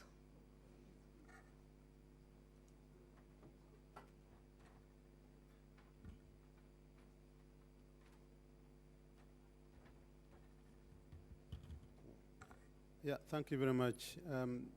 I think I'm sorry I have to summarize because other governors are meeting now. It's only me missing their meeting by being here for too long. But I wanted just first of all to thank you very much and to thank the cooperation that we have with the Indian government, and especially in many areas that are very critical for our own development, not only for Rwanda but also for the continent. One of the areas that we've been cooperating is the area of energy. And the area of energy is what we discussed with the Africa Development Bank, realizing that for us to be able to grow and sustain the growth that we have on the African continent, we needed infrastructure. And two key areas of infrastructure were mentioned, transport and energy, energy coming number one. And that energy, we mentioned it because it's needed for so many things. On all areas we talk about rural development, we cannot do it without rural energy. We cannot talk about industries, industrialization as we try to structure them within the industrial zones and other areas without the energy because it's the highest cost of production. And at the same time, we realize that having energy by one country may not be enough. The energy is needed at the regional level. As we have in many parts of the African continent, in West Africa, we have the power pools. In East Africa, we are sharing part of the energy, and also in Rwanda, we are sharing with the neighboring countries. If I go to the case of Rwanda alone, right now we are having energy that comes from the geothermal. We have the energy that comes from hydro. We have energy that comes from methane gas. We have energy that comes from P2 power. Initially, it was the government investing heavily into the energy sector, from the generation to the infrastructure, distribution with the transmission lines, and making sure there is access. And that proved to be very, very expensive and very difficult. So we took a decision to partner with the private sector to ensure that they can do the generation part so that we can focus more on the infrastructure and the distribution side. And that's why we saw many companies like Contour Global, which is in methane gas. It has now produced 26 megawatts. It's going to about 150 megawatts. We have the Symbion from United States as well, which is now focusing on producing 70 megawatts. And we have the Hakan from Turkey, which is also producing 80 megawatts. But at the same time, we have other regional projects. We have the 80 megawatts that we are sharing with Tanzania and Burundi, which is at the border, financed by the ADB and by the World Bank. But also we are working on another bigger project, which we share with Congo and Burundi, 147 megawatts, Rusizi 3, and we'll be going to another one, 256 megawatts after that. So that means that if we have that combined efforts, it serves many countries as well. We have benefited from the cooperation with India, with the project which our colleague was talking about, the 28 megawatts from the Nyabarongo, and now we are going to actually the phase 2 of Nyabarongo. This is 28 megawatts. The other one is going to be a bit bigger, about 120 megawatts, quite big. And the reason we are doing that is make sure that we can bring the cost of energy all the way down. Once the cost of energy comes down, it has a huge impact. But here we are talking about the grid energy, the energy that goes through the grid. But there is also opportunities for off-grid solutions, the solar and other kind of solutions, because we cannot fix like all the issues of energy just through the grid. That becomes very, very difficult and takes a longer time. And that's why we are having that kind of mix. Even at the regional level, we are having to make sure that we harmonize the grid itself so that we go to about 400 kilovolts. And that means that we would link ourselves in the northern corridor from Ethiopia, Kenya, Uganda, Rwanda, and the central corridor together with Tanzania, so that we can be able to import and export energy in case any of the countries has a shortage. So the energy is a critical area, and it is the energy, it's a resource that is shared on the whole continent. And that's why this area is very, very critical. Another area that we've partnered with India is the agriculture. And agriculture has been really a big debate, and I'm sure even yesterday we were debating it. We have been focused more on the traditional way of doing business in terms of agriculture. And now we are realizing that we needed to actually bring in more private sector and also to look at it, not just financing by the government or just the private sector coming in without clear policy. We wanted to look at it holistically, looking at the whole value chain from the production, where we need to have to maximize the production so that this time we can link it to the entire whole chain up to the processing level. And how we do it, that makes it more attractive. And that's why we are coming together with other development partners, especially within the Compact with Africa, to see how we can de-risk that area so that the banks and other financial institutions can be able to finance the agriculture. And this has been a problem for many countries, not only Rwanda or East Africa, but also for the others. So we've had an opportunity to have a cooperation with financing from Exim Bank, 120 million US dollars, that is now ongoing in terms of really helping us, especially in the areas of irrigation and also producing the crops for exports. That area of irrigation is very critical because the weather is changing very fast, and we are seeing the whole impact, including even last year. You saw the whole region from Somalia, from Kenya, Uganda, Rwanda, and the whole region was affected by drought. The whole of Southern Africa was very much affected. It's a signal that we can never predict rain, meaning that the only way to do that is by irrigation. And that's why we are partnering with the Indian government to see how we can address those kind of issues. Whether it is hillside irrigation, whether it is valley irrigation, it's a very, very important factor. And it is critical for any kind of productivity, but also ensuring that we have food security on the continent. We also, of course, the agreement that we've just signed is on skills development. In Rwanda, after genocide, we lost almost all the manpower that we had. If I told you that in 1995, 64% of the people working in the government had only completed high school, that will give you a signal on the kind of capacity. That's the time we took a decision of sending more than 500 people coming to study in India for a long time.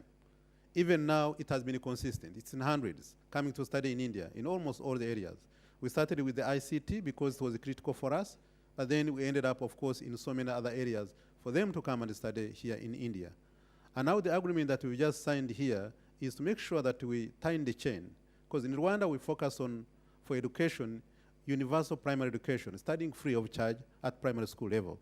Then we went to a higher level, 12-year basic education, where they are also studying free, they are having free education, expanding the schools and making sure that we introduce ICT in as many schools as possible. But of course, as you know, that for economy to grow, it's not only the formal education that happens. The technical and vocational training becomes very critical. If you see on any site, right in after the genocide in 1994, the genocide against the Tutsi, it was very, very tough for us because we didn't have any skills, not only those who are university graduates, but at the same time, those with technical skills. If you go to any construction site, you'll see most of the Ugandans coming in. In the financial sector, there were Kenyans. If you are doing a haircut, it must be a Congolese in Rwanda. Or if you are doing water, it must be from Burundi or Tanzania because you had no manpower. So we had to develop those kind of skills to make sure the middle level skills that really power the economy were very critical for us to be able to move the economy. And that's why we focus on vocational and technical and vocational training institutions, expanding them. The agreement that we've just signed, it's really building some of the incubation centers and also 10 technical and vocational training institutions, which are modern, which should be exemplary with this kind of support of 81 US dollars with Exim Bank. And I think this is going to have a very serious impact on our economy in all the different fields that we are talking about. For that one, it's really critical for us that at this stage, we also focus on that component. Because as you know, for any construction company or any construction site, for one engineer, you need like 100 technical people, the plumbers, the electricians, others who are doing the water installations. These are the skills that we don't have, that we need to develop. What we have is not enough given the growth of, especially the housing growth in the country, and also the urbanization that is taking place. So this is very, very critical in the housing, in energy, in many other areas, including mining, which have been talked about. So this is an area that we have been cooperating, which is very, very critical. But also there are many, of course, areas where India has been cooperating with other African countries, which I don't need to elaborate. But many of them are contained in the high fives, which we discussed as governors and agreed with the bank that these are the focus areas that would have a significant impact.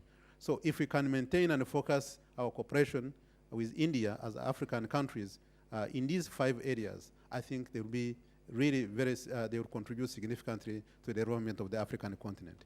I just want to stop here and, of course, also want to thank again the cooperation that we are having with India as Africans and Rwanda in particular. Thank you so much.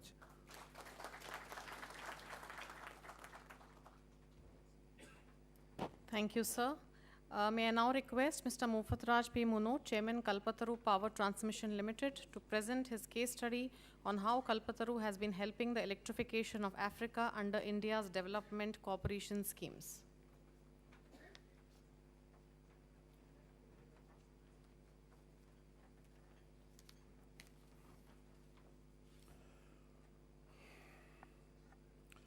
Good afternoon. Sri Arun Kumar ji, Secretary, Ministry of Mines, Government of India. Madam Kodeja Diallo, our Indian industrialist colleagues, and ladies and gentlemen. I'd like to thank AFDB for organizing this year's annual meeting in Gandhinagar by providing us a platform to connect with the African continent. Kalpataru Power has its headquarters and factory in Gandhinagar, so we are more proud of it to have this session here. The 5 priorities.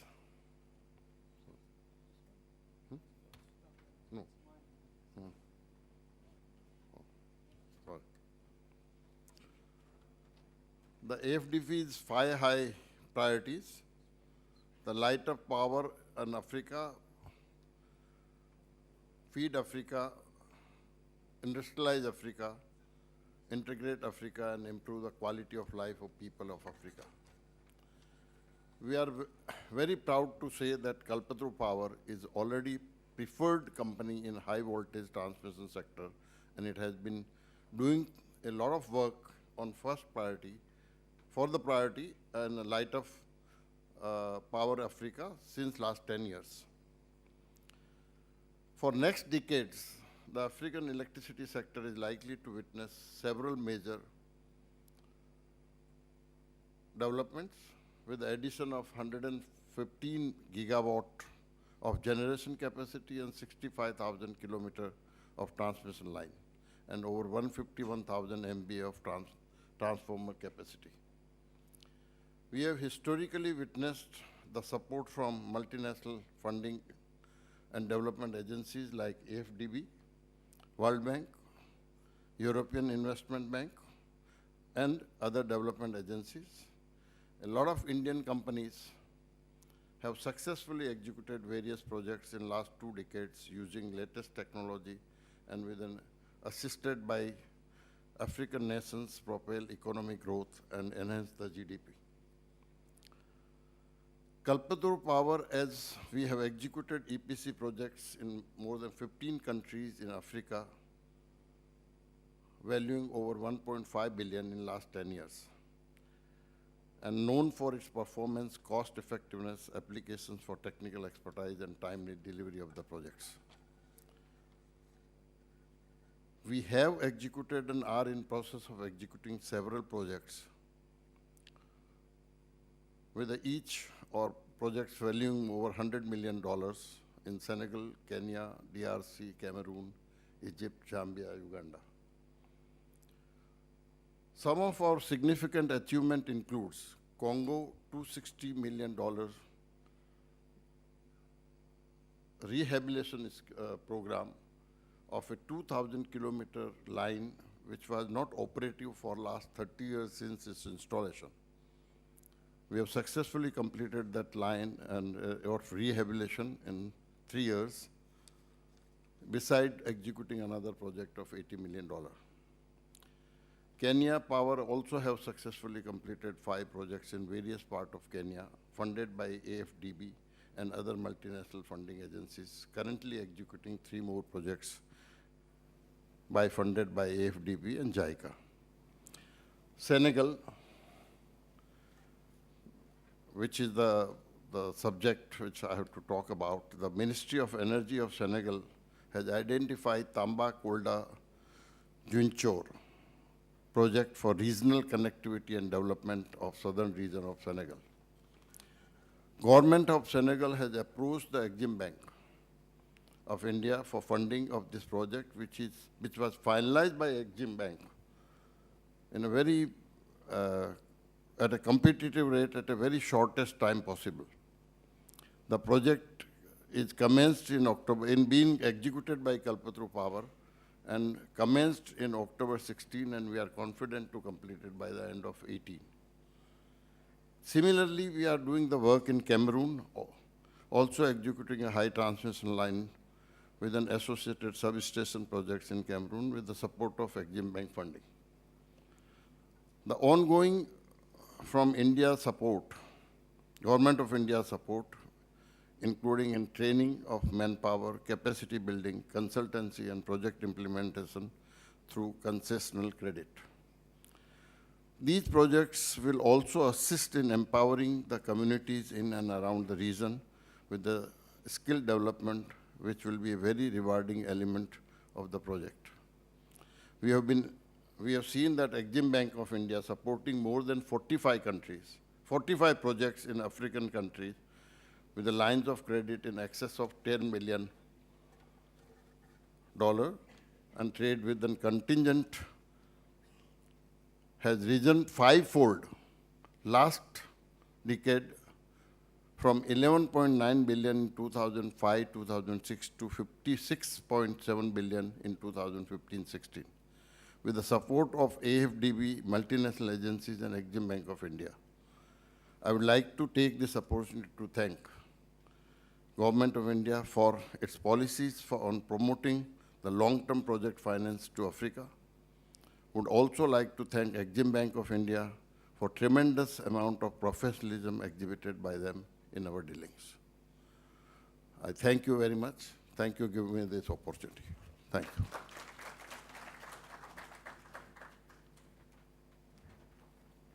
Thank you, sir.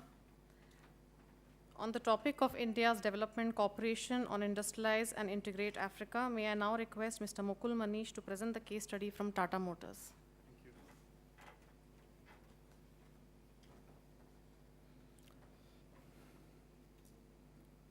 Madam Diallo, Mr. Arun Kumar, Secretary, Minister of Mines, Mr. David Raskinha, MD, Exim Bank, and other dignitaries, and our friend from Africa who has come to India for this conclave. Thanks a lot for giving us the opportunity to be standing here and present our success story with you all. I represent Tata Motors, which is a part of Tata Group, a group which has 150 years of experience, which has 100 operating companies, a turnover of over $110 billion, whose footprints are in all continents and across sectors. Tata Motors has an experience of around 67 years. It has got $42 billion turnover. It has the brand names attached to it, Jaguar Land Rover, apart from Daewoo Trucks. The Tata Group is 34th most valued brand in the world. So I thank you once again for giving us this opportunity. This is an honor for us. We have had a lot of successes in African continents. What we have chosen to discuss, what we have chosen to present here, is the very recent one, the one we got in a beautiful country called Côte d'Ivoire. Côte d'Ivoire is very famous for its cocoa production. It is #1 cocoa producer in the world. 1/3 of cocoa which gets produced in the world comes from Côte d'Ivoire. The city of Abidjan is the commercial capital of Côte d'Ivoire. It has got 5 million inhabitants. Out of those 5 million inhabitants, 50% of the inhabitants depend on public transport for their transportation needs. How those transportation needs are met? There is one public transport company which is there. The societies, they transporte Abidjanis. That is Sotra. Sotra has got 500 strong fleet of large buses, which was sufficient just for 20% of the demand. Abidjan is on the path of becoming a grand Abidjan.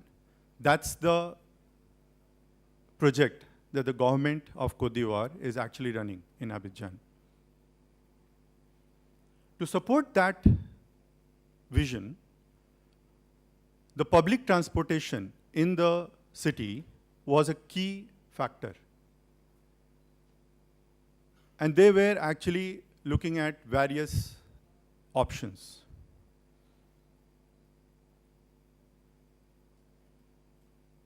With our expertise, our experts went to Abidjan. They studied all the nitty-gritties of operations there, all the needs, the safety needs, the comfort needs, the affordability needs, the operations need, what kind of operations are going on, were going on at that point in time in Abidjan, and then came back, sat down at the drawing table, developed a product, which took nearly 7 to 8 months. Post that, we sent two of the finished products for the on-ground trials. we did those trials. The trials were encouraging, satisfactory. After that, we started discussing about the operational efficiencies, because what we realized in our studies was more than the innovations in the product, what is more important for this to be successful was the operational innovations. Was the fact that after the buses were on the road, those buses should ply better, those buses should ply without any problem, and there should not be any breakdown of those buses. So with all these inputs, we contacted government of Cote d'Ivoire, who were ready to partner with us. Post that, we got a partner in Exim Bank, which was very helpful. The Exim Bank, as a partner, has been supportive to us at each and every step. For Tata Motors, just for your information, buyer's credit finance under buyer's credit scheme was the first experience. And we were facing troubles, and we were facing a lot of obstacles at every step, which was very nicely and very aptly handled and helped by Exim Bank to resolve that. Once that partnership got forged, so there was a partnership between Cote d'Ivoire, Government of Cote d'Ivoire, Exim Bank, and Tata Motors, along with our partners in Cote d'Ivoire, that is Tata International, which is our local distributor in Abidjan.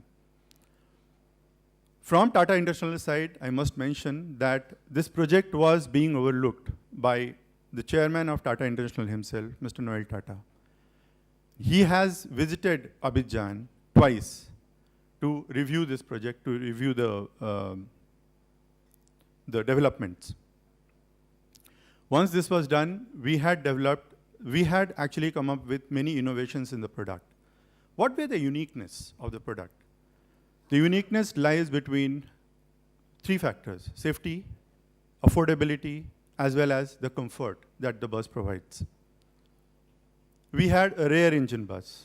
We offered a rear engine bus with big windows, clear windows, with enough space inside the bus. Plus, the affordability factor was actually tested with the KMPL. The KMPL of these buses were record. It were at least 20% higher than the present fleet that was running in Abidjan. So having said that, this was what now, I mean, at this stage, we have already supplied around 200 buses, and those 200 buses are on the road. The smiles on the faces of the commuters motivate us. We want to expand those smiles further. We want to take those smiles in other countries as well, with our learnings with buyer's credit agreement, with this process. So we are enthused, and we are thankful to Government of Cote d'Ivoire as well as Exim Bank for the support. Now, before we end this story, the high five that we have studied, as an industry, what we can offer to our friends in Africa. Three of the things. Number one, any assistance on any point in transportation need of the company, we will be more than happy to assist, wherever it is. Number two, the skill development related to the transportation sector. There we will be willing to have there we will be willing to offer our assistance in actually having the software installed. Number three, the assembly lines. Just to mention here, there are 6 associate assembly lines which we already have in Africa, in 6 different African countries. We can have more. That's the first step towards industrialization. So let's take that first step. We encourage that. Thank you. Thanks a lot. This was a nice experience.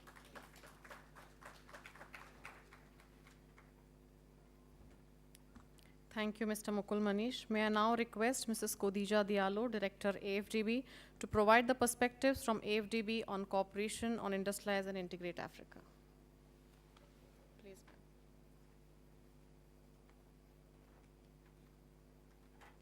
Thank you. Thank you very much. Good afternoon. I think we are getting late in the afternoon, and I'm not going to bore you. I would like first to thank the government of India and Exim Bank, and in particular, put special on the team in Africa, helping and pushing harder for crowding in Indian investor in Africa, and then Arun Kumar, and also the other panelists that join us to make sure that we carry the journey together. And a great thanks also to people of India that make this event happening and has welcomed African Development Bank. We are really grateful. And in the name of the president and all the staff and the management team of African Development Bank, I really want to extend our sincere thanks. Having said that, I just want to give simple cases without taking too much time to say that Africa-Indian cooperation is a reality. It's not a dream, and it's not something that we are trying to build now. It exists. It yields result, but we need to do more by mainstreaming Indian experience in the business, and in particular also in our high five. And then the high fives are the driver of our operational intervention of the African Development Bank with other partners in order to achieve the economic transformation of the continent. In the past, as I did indicate this morning, Africa-Indian cooperation was anchored to more import-export. Africa is changing, you know. There is a transformation toward industrialization, domestic processing, and for that one, Indian company also has to change the way they do business in Africa, and there is a lot of business. Around our high five, which are Light Up Africa, Industrialize Africa, Integrate Africa, Feed the People of Africa, which is agriculture-based, and improve the life of African, because poverty and youth unemployment is high in Africa. All these together require investment from our bank of 50 billion in the coming 7 years. And for the 60 billion, there is a need to crowding in investor and build on also the journey and the experience of the Indian company. And a few examples to say that we have started the journey, and then the reality is on the ground. In the area of Light Up Africa, whereby our objective is to have universal access to electricity by 2025, we are making a significant stride, and then a significant achievement and investment has been made with Indian company. And two of the current working engagement are power, IPP. A lot of involvement, and then I step in Tata, because we have done together Itezi power project in Zambia, whereby you are a sponsor. And we also use Alstom India as contractor, and then also as implementer of the project. We are also partnering with Indian company in Sendou Power Project in Senegal that go live now, and then is expect to be in production by the end of this year. And with two Indian company, Bharat Heavy Electrical Limited and Promac. So in the Light of Africa, we already have a tangible and concrete example of success stories. In Feed Africa, we are also using a lot of knowledge from Indian companies, and currently we are operating some of the engagement that, some of the projects that we have built with the Indian company. And one particular one is sugarcane production and sugar processing facility, building in Indian technology and Indian expertise in Southern Africa. And we are one that also will be operational by the end of the year, which is a cashew and sesame processing unit in West Africa. This is in Feed African Industrialization, in the Industrialized Africa. There are a lot of projects that we started. They are still growing, and we expect that this project will materialize by the end of next year. For Integrated Africa, and this is very important, we have been engaged with Exim Bank India and State Bank of India and created project development vehicle to crowding in Indian investor. We call it Kukuza. This is a project development company meant to support public and private sector partnership in Africa, including our funded project and Indian project that can nurture and bring to production. And further, there is, in addition to this vehicle, we have the India-African Economic Cooperation Fund, when we do a lot of studies, grant, in order to make sure that we crowding in Indian expertise, we train, we train, we build capacity, and also we anchor Indian technology in the various projects we have in the various 54 African countries. It is a very, very important vehicle for implementing PPPs across Africa. Another priority area is in the improve the life of people of Africa, and this is the last one. The bank has currently commissioned a study on the development of PPP in the health sector using Indian company. And then this is meant to create a platform in the 4 regions of Africa: North, West, East, Central, and South. And it's a big project, because in pharmaceutical and health, we intended to crowding in Indian investor, building on Indian capacity in terms of technology, in terms of reach, and then also make it affordable health. I think a tremendous effort has been made by this country, and we are leveraging. So these are a concrete example to say that we have gone a long way, and we have a long journey also that we can make together. The opportunity are there, but now how to connect the dot is how to make sure that the Indian investor, Indian company are aware of our project. We will make sure that with Exim Bank India, based in Abidjan, where we have the headquarters, that we open the procurement system so that Indian company can contract. Beyond GCP contracting, because we have projects all around the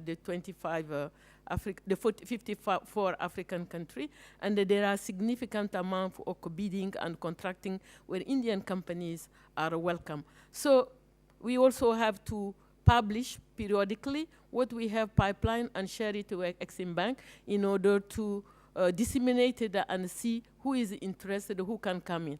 So these are concrete proposals, and I would like to stop here. It's just to tell you that it's possible to make the high five together through strong partnership, strong outreach, and communication. And this is the most important element. And I thank you very much for your patience. We are at the end of the day. Thank you. Thank you very much, ma'am.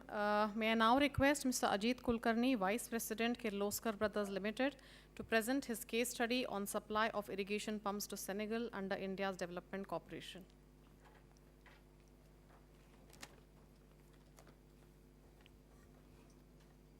Hi, good evening, everyone. In fact, name is Ajit Kulkarni. I represent Kirloskar Brothers Limited. I'm here to talk on the success story for the Senegal project, what Kirloskars have supplied it in recent past. But before I really go into the success story for Senegal, let me I thought of putting in some sort of an introduction to Kirloskars as such. See, Kirloskars, for some of the people whom may not be aware, it was incepted, way back in 1888. And we carry, over 120 years of rich experience for the pumps and the pumping equipments. In fact, in India, Kirloskars happened to be one of the pioneers of the engineering industry. When I say that, in a literal sense, you can say many of the firsts were given by Kirloskars to the Indian industry. Like the first centrifugal pumps was designed, developed by Kirloskars. The first diesel engine also was designed, developed, and put it to the Indian market by Kirloskars. The same story goes for the first electric motor for the industry and the lathe machines for the Indian industry. So it has got, you can say, many other firsts also to its credit. Given, you can say, the experience and the expertise for Kirloskar Brothers, we mainly can say into the field of manufacture of centrifugal pumps and valves. We had been, I can say, I wouldn't be hesitating in saying that when it comes to pumping clear water, we as Kirloskars do almost from anything to everything. In fact, to substantiate, you can say, this particular statement of mine, probably can say we are very well supported with the variety of designs of centrifugal pumps. We carry over 75 different types of pumps in terms of the centrifugal pumps manufacture. In terms of pumping capacities, we go up to about 120,000 cubic meters an hour. It's substantially, can say, higher in terms of pumping fluids. In terms of heads, we go up to about 120 bar, that is 1,200 meters. And in terms of the drive motors, we go up to about 26 megawatt. It's about 2,600 kilowatts. Today, you can say Kirloskars, KBL, Kirloskar Brothers Limited, are the largest manufacturers and exporters of centrifugal pumps out of India. We had been, you can say, regularly exporting our products to over 80 countries across all, you can say, 6 continents. In fact, the export markets is also, you can say, well served from Kirloskars. We have strategic assembly and manufacturing bases besides India. Some of, you can say, the big names could be, can say, the manufacturing base, what we have it in Atlanta in the United States of America. The pump manufacturing facility in the United Kingdom, today you can say it stands as the largest pump manufacturers in the whole of the United Kingdom. So that's the SPP pumps, 100% owned subsidiary of Kirloskar Brothers Limited. Coming to, you can say, an African continent as such, we had been, you can say, traditionally exporting our products to African continent. We have strategic, you can say, the locations to serve the entire continent. With, you can say, the African continent as such is served with about 3 offices of Kirloskars. The southern belt is serviced with manufacturing base in South Africa. The eastern and the central part, we cover it with our manufacturing base in Nairobi in Kenya. And the western and the northern region, we cover with our offices in Egypt. I think you can say KBL believes in providing, you can say, optimized solutions to its customers. A few of the classic examples which I would like to, can say, share over here. In this particular city, rather, you can say, in this particular state, we have done the world's largest water reticulation system. That is for the Sardar Sarovar Narmada Nigam Limited. In fact, this particular tender was won by Kirloskars against international competition. And though we can say we were not the lowest bidder for this particular project, we were awarded this particular contract purely, can say, based on to the enormous amount of savings that we could give it to the end user in terms of the reduced, you can say, the operating expenses. This particular, you can say, the scheme also had lots of, you can say, patents to Kirloskars' credit. The unique siphoning system what we employed for this particular scheme, which helped us to reduce on to the civil excavation cost, enhanced, you can say, the efficiencies, and also, you can say, lowered on to the total pumping the total pumping head, which ultimately, can say, reduced on to the operating expenses for the end user. One more scheme which I would like to refer here is one lift irrigation scheme in the southern part of India in Andhra Pradesh. In fact, I think the engineered the solutions what we provided ultimately saw, I can say, the reduction in the number of pumping stations which were proposed earlier. The earlier, you can say, the department had this particular scheme designed with 7 pumping stations to put it, you can say, the complete pumping requirement. When the complete scheme came to us, we put in, you can say, our expertise and literally, can say, reduced we totally, can say, eliminated 2 pumping stations. The complete, you can say, the pumping requirement was achieved with just 5 pumping stations. And all these, you can say, the entire schemes, both in Ahmedabad here, as well as, you can say, one in Andhra Pradesh, are running, you can say, successfully. meeting, you can say, the full capacity requirements. So the optimized solutions, what we had been providing is mainly, can say, KBL is doing it with its unique AAA technology. We have got, you can say, the appropriate, adaptable, and affordable solutions by which, you can say, we are serving the pumping needs both within India as well as, you can say, outside of India. In fact, for the African requirements, when it comes in for the bigger EPC projects, we have been proactively getting associated with many of the African countries' green revolutions or the food self-sufficiency programs. So as part of, you can say, our project supply arrangements, we have done many projects. Many parts of Africa we have covered it, be it, you can say, the southern part, central part, or the western part. Some of the major projects what we have done it under the lines of credit from the Exim Bank of India are mainly, can say, the project supplies for countries like Egypt, Senegal, Ghana, Angola, Zimbabwe. We have done a couple of projects, and also, you can say, 2 projects we did it in Lesotho. Coming to the success story for Senegal supplies in particular. In fact, I think this particular, the project supplies dates back to from the year, you can say, 2005. Since then, to date, we have completed, you can say, 3 projects successfully in Senegal.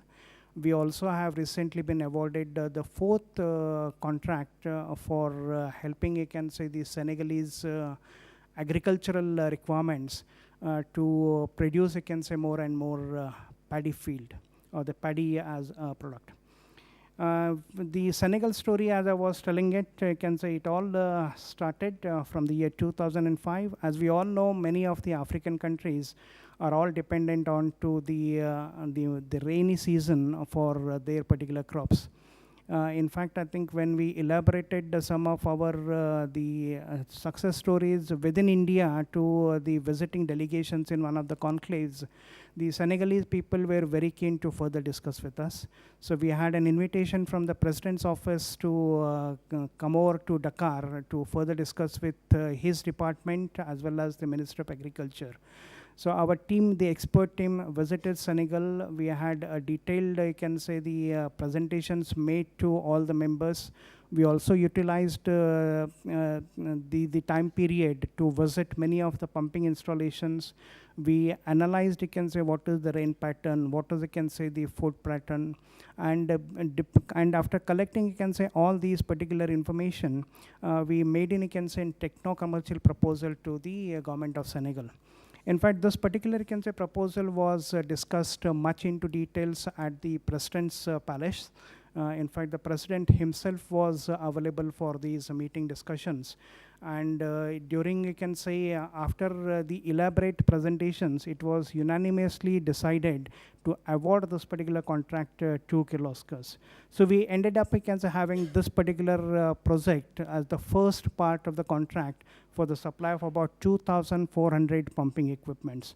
In fact, the contract what we had is, it also included part of the installation and commissioning activities. It also had part of the training part to the local technicians. So everything was, you can say, arranged as agreed with the Senegalese government. And when the supply of the equipment was well received in Dakar, our KBL experts were there to ensure proper coordination with the department and the Minister of Agriculture to ensure that the equipments are properly, can say, handed over to the farming communities. We went to the extent of overviewing the installation and commissioning and ensured that the effective utilization of the pumping equipments were used for the purpose what it was in mind. So when we did this particular exercise, for the first time in Senegal, the crop were harvested outside the rainy season. With the help of Kirloskar pumping equipment, the bumper paddy crop was seen in Senegal, and the results were all there to see it. 2 minutes, yeah, 2 minutes. So just we can say, I mean, the achievements what were there for the Senegalese people with these particular pumping stations, we literally can say have measured the output of these particular achievements. And the rice production with before and after implementation of the Kirloskar pumping equipments, the rice production jumped from mere 100,000 tons to 460,000 tons. The Senegalese, you can say, the earlier domestic food demand was met mere to the extent of 19%.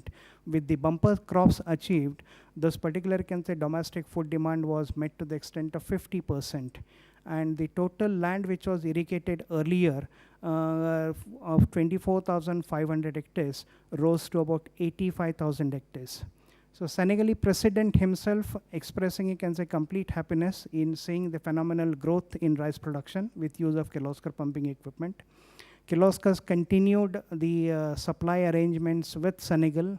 Subsequent to this, we completed, you can say, 2 more projects in Senegal and have been very actively involved in ensuring the Senegalese dream for food self-sufficiency program. I think the recent project, what we have been doing it, is slightly of a different nature. Sorry, yeah. It's a complete, you can say, EPC project, wherein for the first time we have gone in, you can say, with, going away from the traditional supply of small pumping sets to the construction of bigger pumping stations involving vertical turbine type pumps. And we also have included in our scope the complete distribution for the irrigating land, which includes the primary, secondary, and the tertiary canals. The project, what we presently can say intend implementing from next month onwards and plan to complete in about 12 to 13 months from there on, would irrigate additionally, can say, about 18 to 20,000 hectares of land. So it has been, you can say, good era for Kirloskar in Senegal. The existence in Senegal is there for almost more than, you can say, about 12 years now. And we continue, you can say, to tap this particular market, benefiting both, you can say, the Senegalese farming community as well as the Senegalese people. Thanks a lot. Thank you very much. Thank you very much, sir. We have our last speaker for the day, Mr. S. Vardharajan, Director, VA Tech, Wabag, to provide his case study on how the Chalinze Water Treatment Project under India's Development Corporation helps enhance drinking water availability in Tanzania. Thank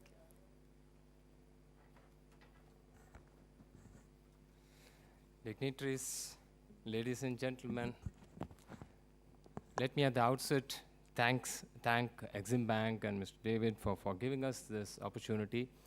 I'm aware we are running over time, and I'm the last speaker, so I'll make it very fast, and you don't have to remind me, possibly. I come from a company which is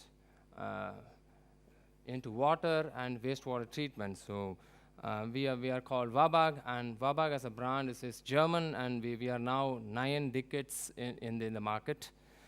And out of this 9 decades, almost 30 years now since we started our kind of business operations in Africa. We started way back, about 30 years back in the northern part of Africa, and then we touched about a decade more, to the southern part, where we touched a city called Namibia, city of Windhoek in Namibian country, and there we did something well. I think I should mention something about it, and then we kind of we want to showcase something which we did very recently with the help of Government of India and Exim Bank, and that's in Tanzania. So I just, water is very precious, and it's the most precious commodity because just about 0.5% of the surface water on the earth is all that is available for the humankind, which means balanced 99.5% of the water is either part of the ocean, is either part of permafrost, or it's under the ground, or it's frozen, or whatever that it could be. So it's not available for us. So you can easily imagine what's the kind of pressure that this mankind is going to face going forward if only this precious commodity of water, which is drinking water potable water is not available to the humankind. If only water is not available, possibly we would be searching around which are the planets which has some amount of water, and then we would like to migrate to that. Now, having said this, there are 3 continents which is abundant in water, where the supply far exceeds the demand. There are 3 continents where the demand far exceeds supply. Now, Africa is one of the continents where you will find the demand far exceeds supply.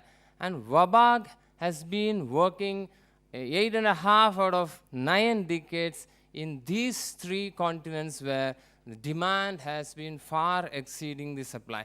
This has been something where we feel very, very proud sometimes that we are touching the life of so many people. Whenever we try to produce a new treatment plant, whether it could be a desalination plant where a seawater is now converted into a potable water for you for your daily use, or it could be a domestic sewage which is converted into potable water. I would like to recall here where 12 years, or now it's about 13 years in city of Windhoek, what WABA created from the domestic sewage, from your household, from your bathroom, whatever the water that goes and gets collected, the sewage, our plant converted into potable water. And this city of Windhoek, something unique what they did is that generally in places like Singapore, you'll find they take it to a reservoir, they mix it with the rest of the water. Almost about, Singapore has reached about 27-30% levels of reuse water. Now here, they are also about 1/3 of the water is reused, and they directly inject this water into the distribution system. This is something very unique which we did way back 12 years. We are talking about whether to go for reuse or not in many of the states in the country here in India. And we have done a lot of zero liquid discharge plants for many of the industries. But if you look at the municipal requirements, which is huge, which is humongous, you would find after such a long time, we are now producing a 40 million liter per day capacity reuse plant. Okay, that is also fit for industrial and agricultural purpose. And that is coming up in city of Chennai, where our headquarters is today. WABAG is headquartered in Chennai. And we were a German brand, and then there's a lot of interesting thing happened in the group, and today we are headquartered. The small subsidiary bought over its parent, and today we are now present in about 29 or 30 countries there. And in Africa, we are present in about 10 countries. And we have built almost about 72 or 73 plants in the last 3 decades. Now, something which I mentioned about this city of Ujams, which is in, again, country of Namibia, where we recently produced, where we invested something about it's about $16 million what we invested. And this is a plant which is a bit challenging, because generally you need a technology to treat one source of challenging liquid. It could be an oil and gas refinery which produces an effluent. It could be a leather industry, or it could be a tanning industry, it could be textile, it could be whatever may be the sources. You need a separate technology. But in this plant, what we built in Namibia, it is one plant which is, through various steps, we are producing water which is fit for industrial use, which is fit for agriculture purpose. This is something which we used as special proprietary technology here, and our plant also won an international award for this particular project. Now, having said this, I want to talk about a plant which is in Tanzania, what we did very recently, thanks to Government of India and Exim Bank, without which we wouldn't have had this opportunity to touch the lives of the people, the inhabitants in this part of this world, where this is in the fantastic country Tanzania, where we are talking about in Dar es Salaam, where it's an Upper Ruvu water supply project is the name of the project. Here they had about 70 million liters of water produced already. And this is a surface water treatment plant. And this plant was grossly insufficient to meet the needs of the place where we are talking about. Now, they wanted their immediate need was to 3 times increase the size of the quantum of water which is to be produced, which means it will be about 200 million liters of water to be produced from about 70 million liters of water which is currently it was producing. And believe me, we have seen pictures. I'm sorry, I'm not able to show any presentation here. You would see in the pictures that there are very small, tiny parts where it's not a good water. But there is so much scarcity of water that they take this water and small kids are filling it into their water bottle. You will find in hand carts, you know, the people are traveling a long distance by pushing water from one place to another. Now, thanks to Exim Bank, where we did, because of the relationship, possibly, you know, when I'm hearing all what my friends from Tatas and Kirloskar is talking about, I think WABAG has to catch up a lot in terms of harnessing these lines of credit is the first message which I'm getting. And I'm sure that we will do something, Mr. David, to kind of strengthening our workforce there. And then it's not just because WABAG wants to do business, but I feel we have our heart for the continent of Africa, because there is so much, just because you don't have water. This work, this conference is all about agriculture is what I understood. And you know what agriculture means? It's very intensive in terms of water consumption. You know, in India, we just have about 15 or 16% of the GDP coming out of agricultural produce. But in terms of water consumption, we are almost 76%. Okay? That's the kind of efficiency which we have in terms of water usage. And so the entire CSR, whatever we are now trying, you know, of course our very business is CSR, but the true CSR, what we're trying to do in terms of what this regulation is expecting, we are touching this area called agriculture. So we have, we are very conscious that India and Africa has a very special connection, and I'm sure that Ministry of Finance, from all what they have gathered from this conference, they will be doing much more in order to enhance a so-called business relationship and the business opportunities, of course, for the Indian corporates or the business community. So in terms of this project, what we did in 30 months, and this is something we feel good because the quality of the water which we produce meets a very stringent norm of less than 1 NTU. Sorry, I may be talking a little technical, but just to give you that terminology that this surface water, when we produce drinking water, you need to measure in terms of what is the NTU, and that's less than 1 is very stringent. So we're meeting this condition, and today, if you go to the place which we're talking about, this Upper Ruvu area, you will find if they open the tap, water is gushing. And you don't see any more hand carts. You don't have to fill water from, you know, rainwater getting, you know, stagnated here and there and things like that. There is enough amount of water, and we saw a lot of smile in the faces of so many millions of people, because we are talking about almost about, this project is about $1.8 million. Sorry, it's about $180 million, of which WABA got only about 40 million. But our plant is the heart of the entire water system, and we are very happy. We are producing water which is of very high quality of water, and the number of people who will be benefited will be about 18 lakhs or 1.8 million people, which we are touching the hearts. I feel that is something which we feel very good about. And I must mention here that this is the first G2G line of credit which we participated in Africa. We do a lot of buyer's credit in other countries, and we are also actively promoting in Africa. But this process we saw, it's very, very transparent in terms of the proposal management. We also saw a very faster loan documentation, and I must mention that it was very timely, seamless loan distribution. That's hardly, you're talking about commercial banks, they're today much better than the commercial banks, and they're doing a fantastic job, and they deserve a lot of applause, because that's something which they have been. I think you cannot be so stingy. You can put your hands together for what Exim Bank has been doing. Yeah?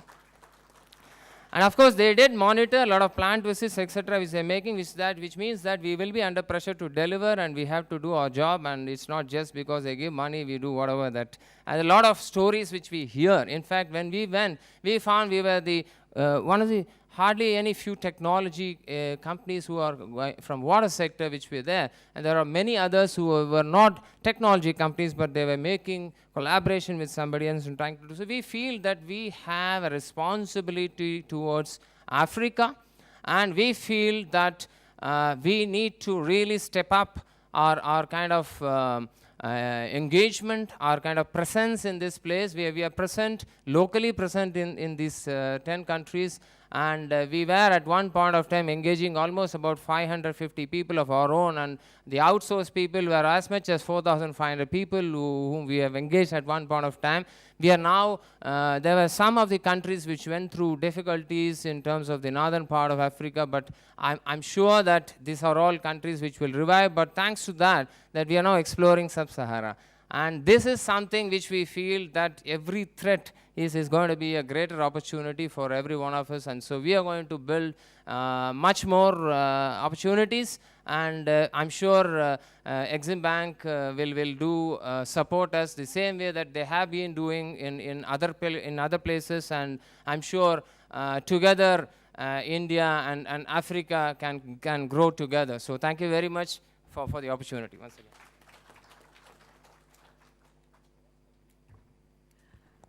Thank you very much to all the panelists. May I now request our Deputy Managing Director, Mr. Debashish Malik, and Mr. Susnatato Sain, Senior Director of FICCI, to present mementos to our participants as a token of our appreciation, please.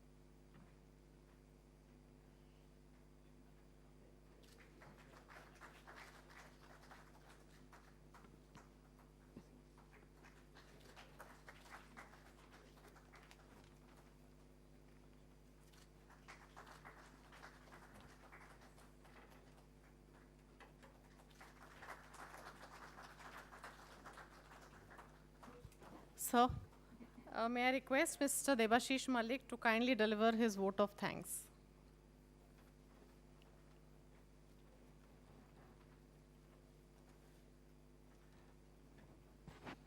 Thank you.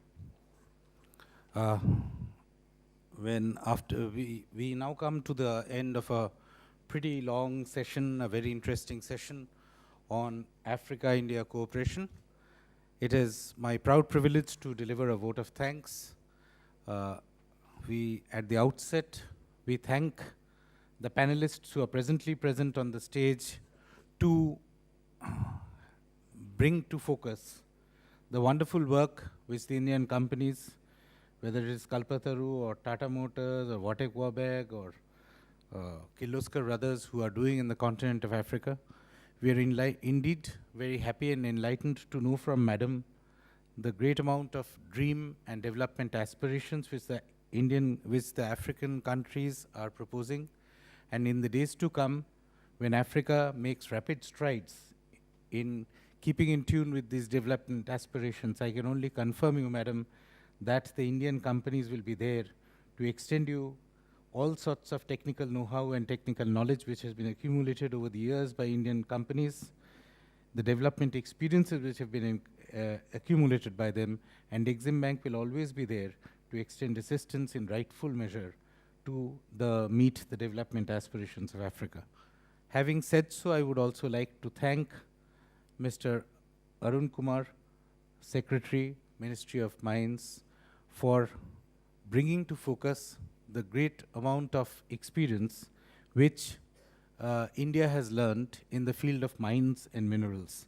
Sir had brought up many important highlights of the way we are delivering way we are extracting and way we are delivering the mining benefits to the people of this country. It is a worthwhile experience to learn, and indeed the training proposed by the government of India for training mining experts in the continent of Africa would, in my view, be a very, very topical thing to do, especially because Africa, being in possession of some of the largest deposits of very precious materials, it would need a very efficient and good system to use it to the benefit of the people, and the Indian experience in this particular aspect would indeed be very handy. I would also bring to focus the deep amount of knowledge and deep amount of exchange of ideas which we had in the first session when we had luminaries speaking. The Finance Secretary, Government of India, Mr. Shaktikanta Das, has left us, but his wisdom was indeed very well appreciated by all in the stage. The experience which was shared by him, along with the experience shared by other participants in that panel, was indeed enlightening. At last, I would thank all of you for having made this event a grand success, and wish you all the best for tomorrow's session, and good night. Thank you very much for joining us today for this seminar. I think he wants to take a group picture for all of you. Sir, you can just join.